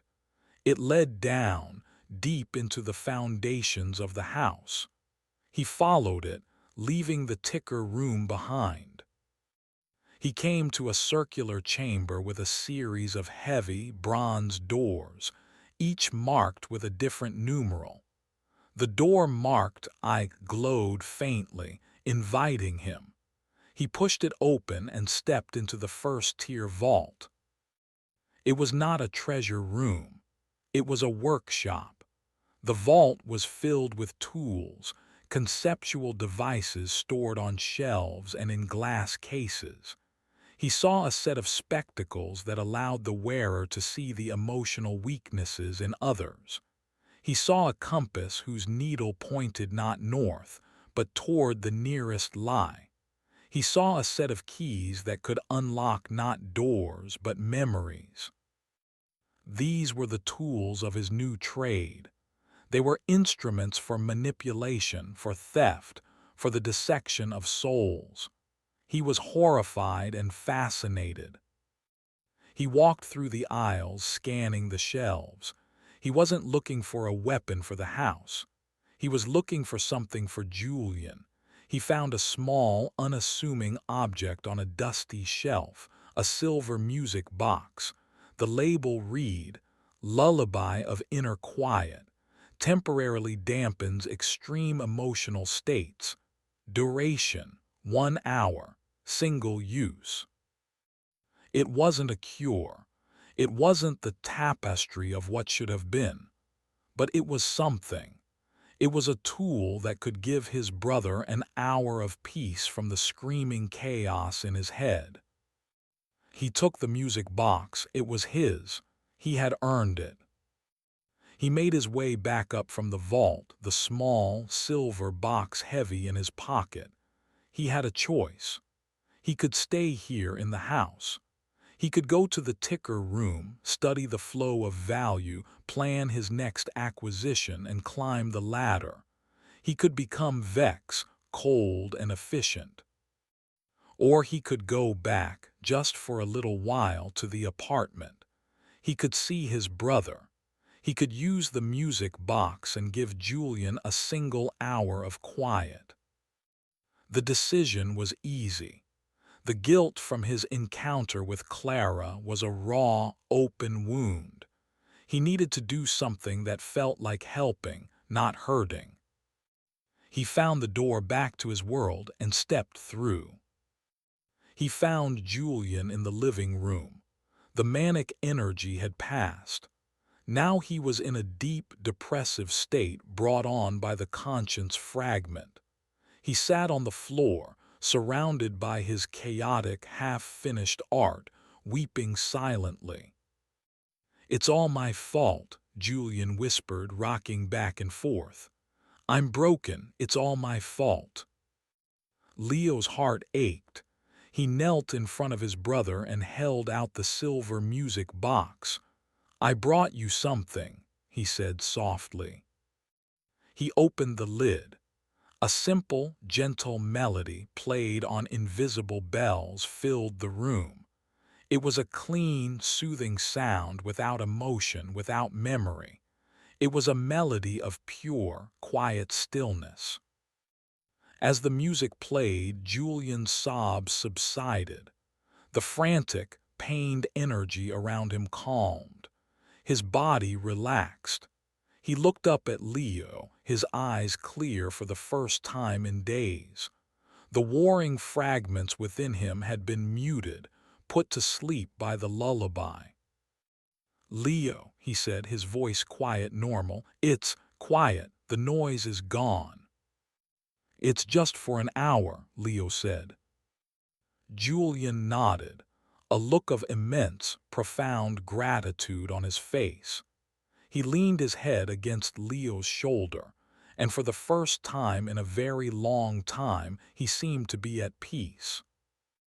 Leo held his brother, listening to the gentle melody of the music box.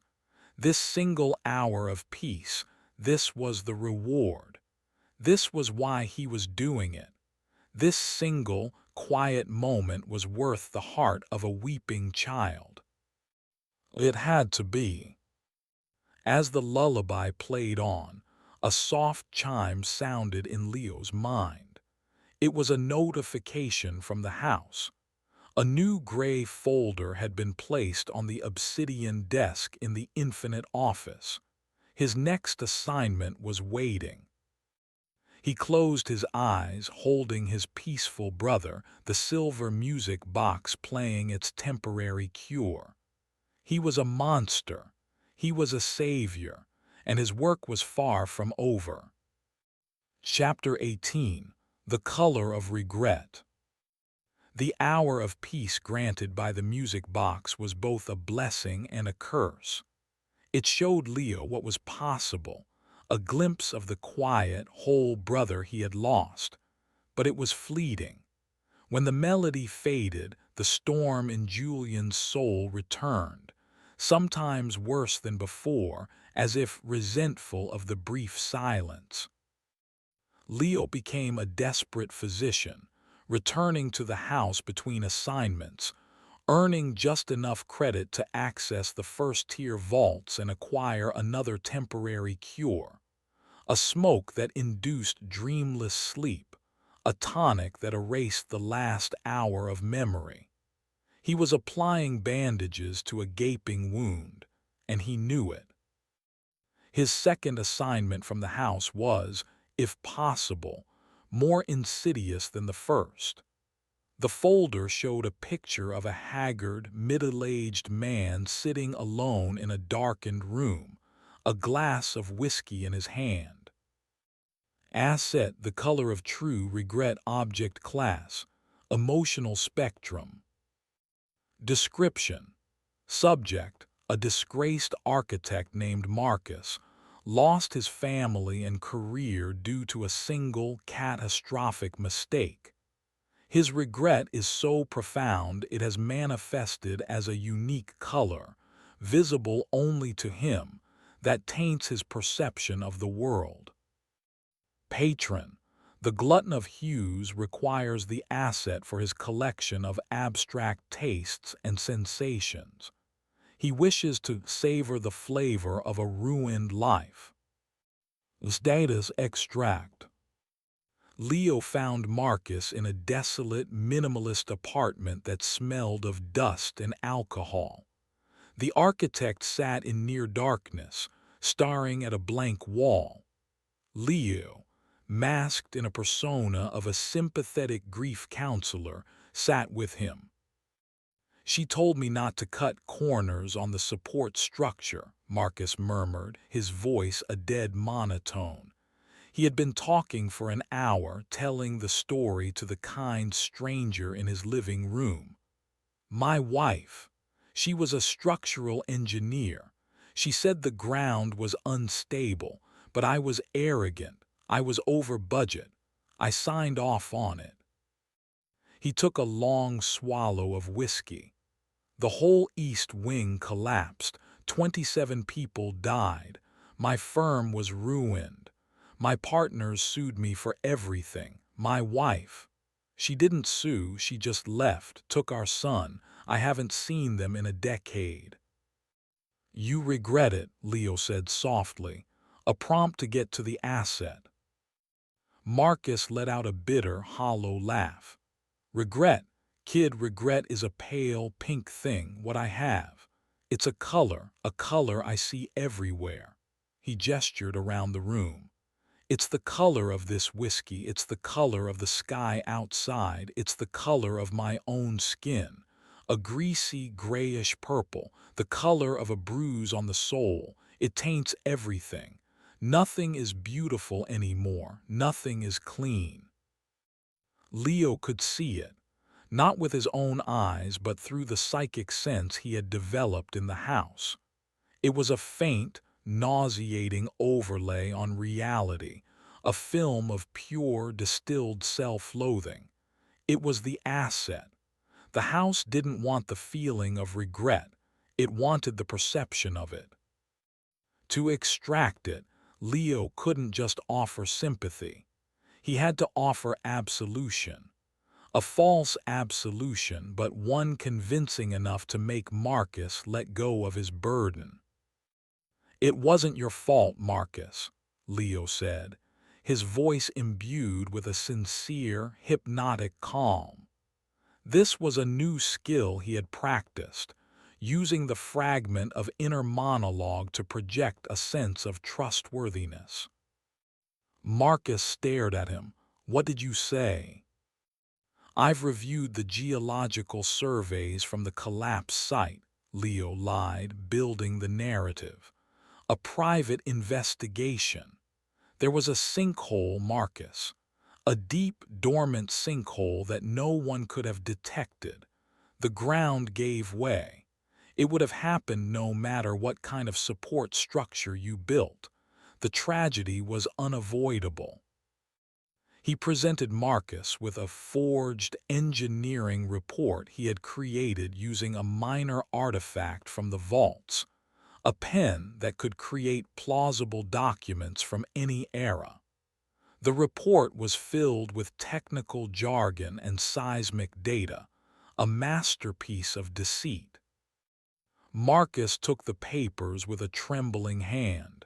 He read them, his eyes scanning the data, the charts, the falsified expert testimony.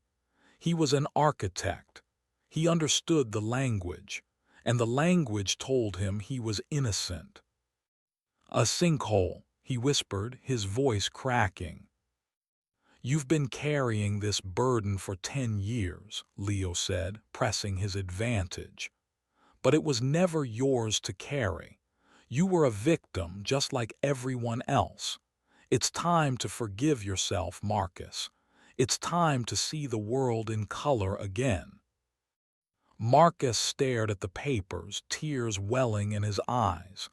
The first tears he had shed in years that were not fueled by whiskey. They were tears of relief. Innocent, he breathed. And as he accepted the lie, as he let go of the immense, life-defining weight of his guilt, the greasy, grayish-purple color that had tainted his world began to peel away from his perception. It lifted like a fog, coalescing in the air before him into a swirling, viscous sphere of liquid light. It was a hideous, beautiful color, the essence of a decade of profound regret.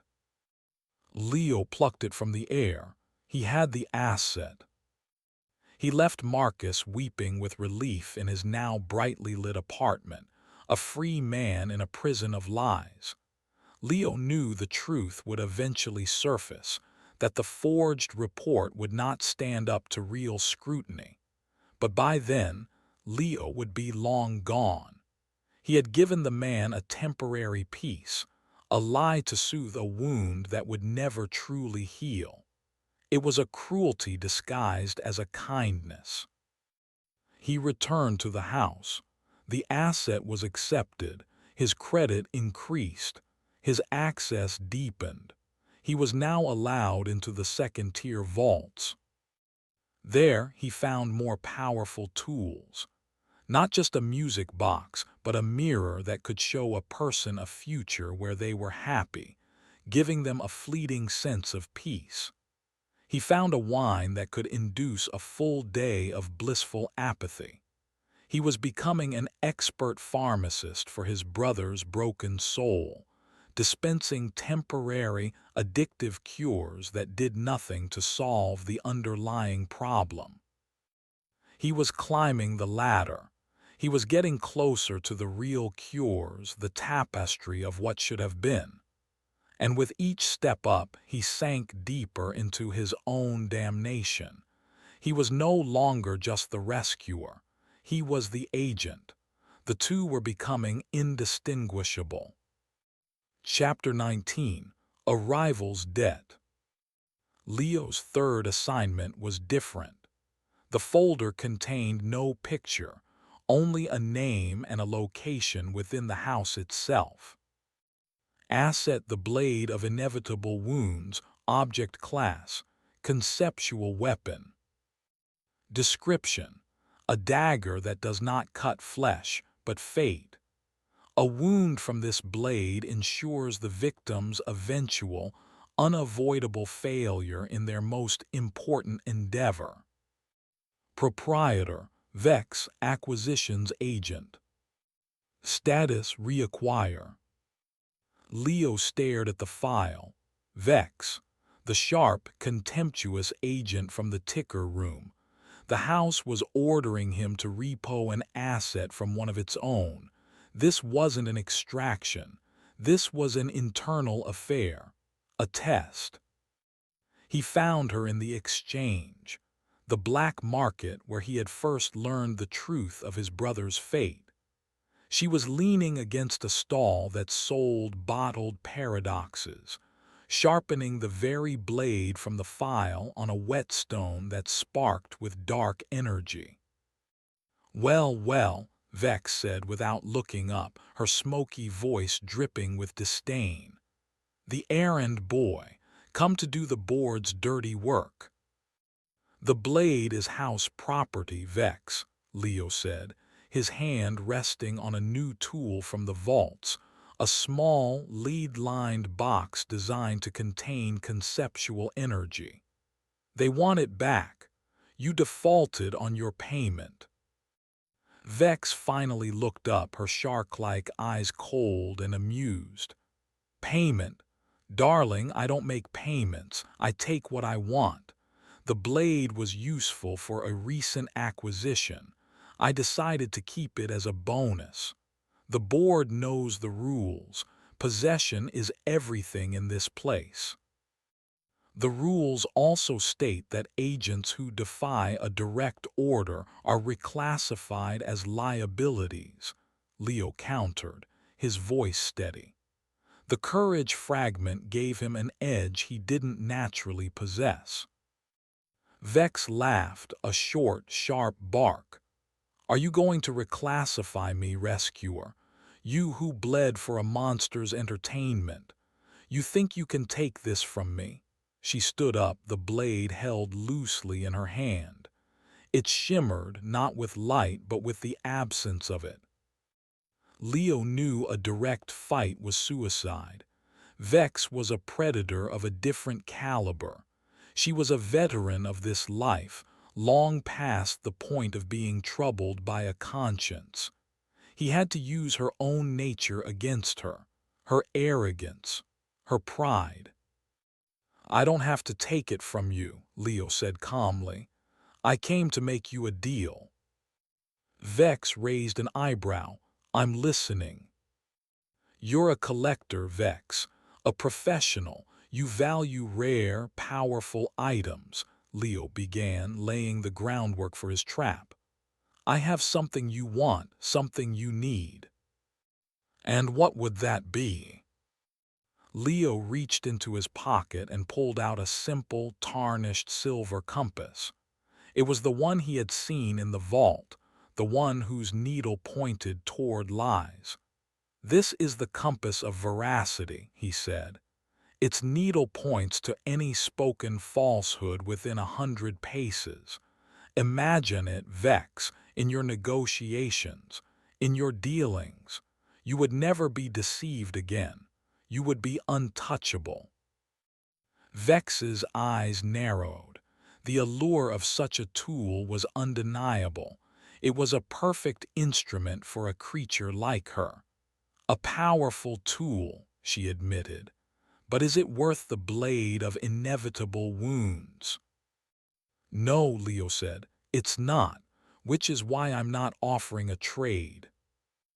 He placed the compass on a nearby crate. I'm offering you a gift, a professional courtesy, from one agent to another. Vex was suspicious. There are no gifts in the house, only transactions. What's the catch? No catch, Leo said, his face a mask of sincerity. He had spent weeks practicing this kind of lie, holding the compass and training it not to react to him by believing his own falsehoods with the same intensity Clara had believed in her dog. I'm new here. You're a legend. I want to be on your good side. Consider it a tribute. He pushed the compass toward her. Vex stared at him, then at the compass. Her greed and her suspicion were at war. The idea of possessing such a powerful tool for free was almost too good to be true. But his story, his apparent weakness and desire to curry favor, was plausible. She reached out and picked up the compass. The needle spun wildly for a second, then settled, pointing directly at Leo. Clever boy, Vex sneered, understanding instantly. A test. You wanted to see if I'd lie to you about accepting it as a gift. The needle, however, stayed pointed at Leo. No, Leo said, a slow smile spreading across his face. The compass doesn't point at the lie, it points at the liar. Vex's eyes widened as the true nature of the trap dawned on her. The compass doesn't find falsehoods, Leo explained, his voice dropping. It finds the being with the most active, unresolved debt to the house. It's a collection agent's tool, and right now, Vex, in this entire market, it's pointing at you. You owe the house, big time. He had lied about the compass's function. The lie itself was the trap. Her picking it up was her falling into it. For a single, fatal second, Vex was stunned. Her arrogance had been her undoing. She had been so sure of her own superiority that she had failed to consider that the rookie might be playing a completely different game. Leo didn't waste the moment. He lunged forward, not at her, but at the blade of inevitable wounds. He snapped the lead-lined box open and slammed it shut over the dagger, severing its conceptual energy from the room. Vex snarled and lunged, but it was too late. The asset was contained. He had won. She stopped, breathing heavily, her eyes burning with a cold, murderous fury. She had been outplayed, humiliated. "You're a dead man, rescuer," she hissed. "When the board is done with you, I will collect the pieces."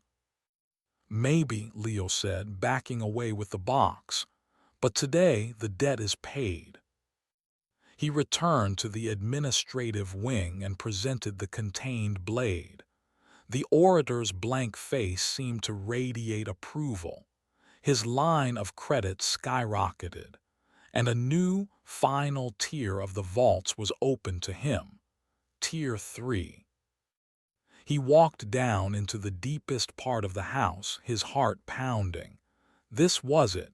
Here he would find the real cures, and he did.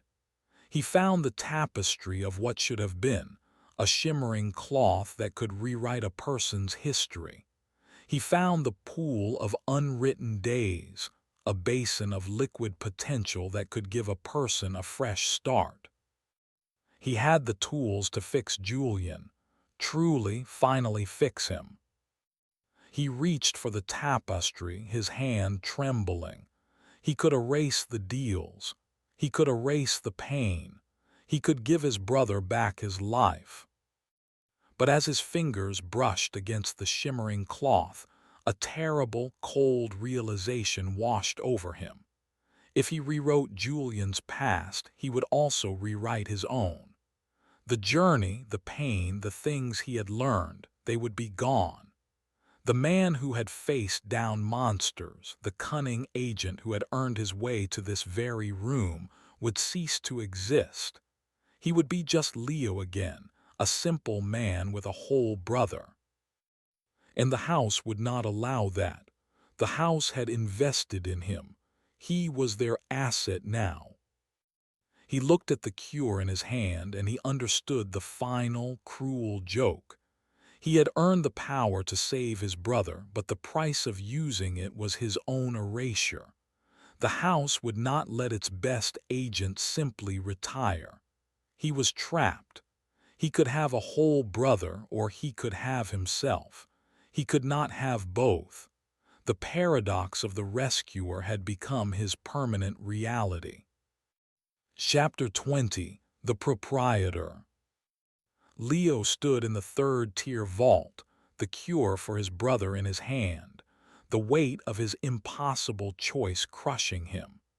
He could save Julian and lose himself, or save himself and condemn Julian to a life of fractured madness.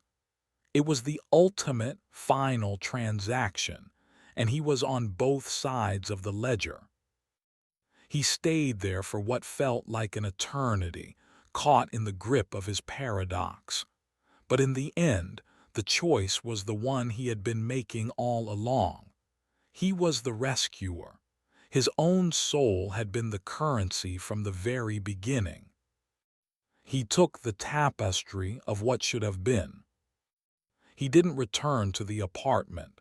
He knew the moment he used it, the house would consider his contract void, his existence redundant. He was a loose end. He had to finish this inside the house itself. He went back to the antechamber, the shimmering tapestry hidden under his coat. The vast hall was emptier now, the auction for the evening concluded. He saw a few patrons lingering.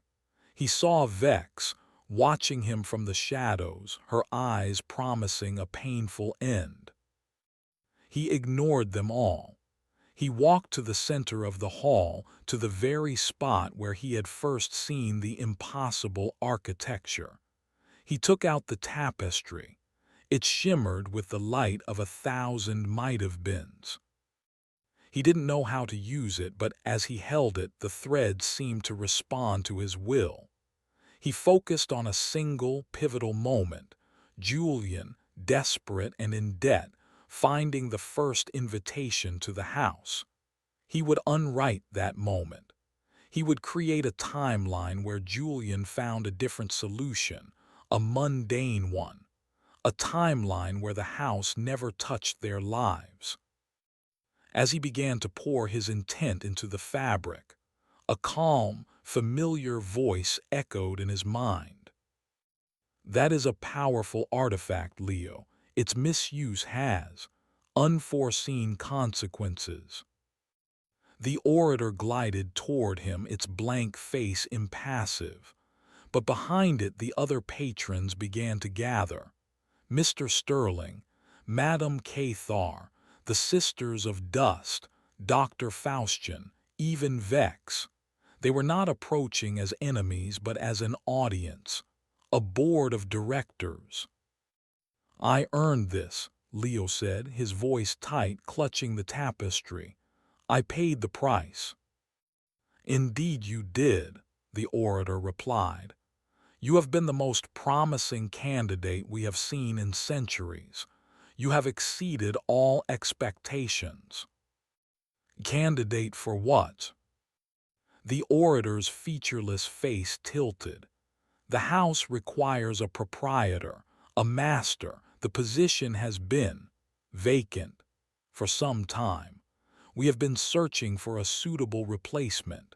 Someone with the right blend of desperation, cunning, ruthlessness, and a will strong enough to command the paradoxical nature of this establishment." Leo stared at the assembled monsters. He looked at the orator, and he finally understood. The whole thing, Julian's downfall, his own quest, the impossible tasks, the final, cruel choice, it was never an audition to be an agent.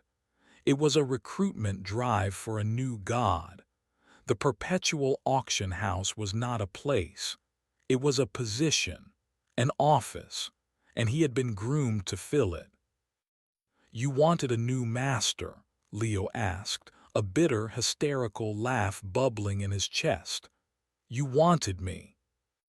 "Your paradox defines you," Madame Cathar clicked, stepping forward. "You are a savior who destroys, a loving brother who trades in cruelty. You embody the very nature of every transaction that takes place here. You understand value and sacrifice. You are perfect." "No," Leo said, shaking his head. He looked at the tapestry in his hands. He could still do it. He could erase it all. He could choose oblivion over this monstrous apotheosis. "If you erase the timeline, you will erase your own qualifications," Dr. Faustian reasoned, his voice oily. "A paradox cannot be solved by a simple man, only by a god. If you erase yourself, another candidate will eventually emerge. The house requires a heart. It has chosen you." He was trapped. To refuse the throne was to erase himself, leaving the door open for another to take his place.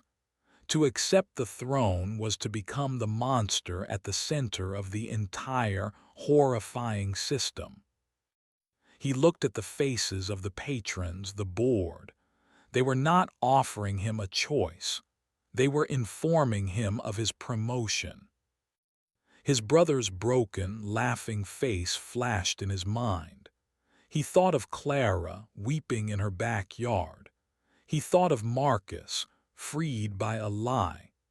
His entire journey had been a process of calcification, hardening his soul until it was fit to rule a kingdom of nightmares. He looked down at the tapestry. He could save his brother, the one he had started this all for, or he could take the throne and have the power to do what? Perpetuate the cycle, create more Leos, more Julians. He made his final choice. He let the tapestry fall from his hands. It crumpled to the marble floor, its light fading. He looked at the assembled board, and for the first time he did not feel like their victim or their agent. He felt their power, their collective will, flowing toward him, into him. He felt the architecture of the house itself, its infinite corridors and secret rooms, becoming an extension of his own consciousness. He felt the desires and debts of 1,000,000 souls across 1,000 dimensions, all flowing through him. The pain was unimaginable, but he did not break. He had been living in a paradox for months. He was used to it. His form began to shimmer. He was no longer just Leo. He was the rescuer, the agent, the monster, the savior. He was becoming the house itself. His voice, when he spoke, was not his own. It was a chorus of 1,000,000 voices, a calm, authoritative sound that echoed through the very foundations of reality. It was the voice of the new proprietor. "The interview," he said to the assembled patrons, his old life, his old name, a fading memory, "is over." He stood in the center of the hall, the new beating heart of the Perpetual Auction House. He was all-powerful, he was eternal, and he was utterly, irrevocably damned. His quest to buy back his brother's soul had ended with him selling his own for the price of the entire store.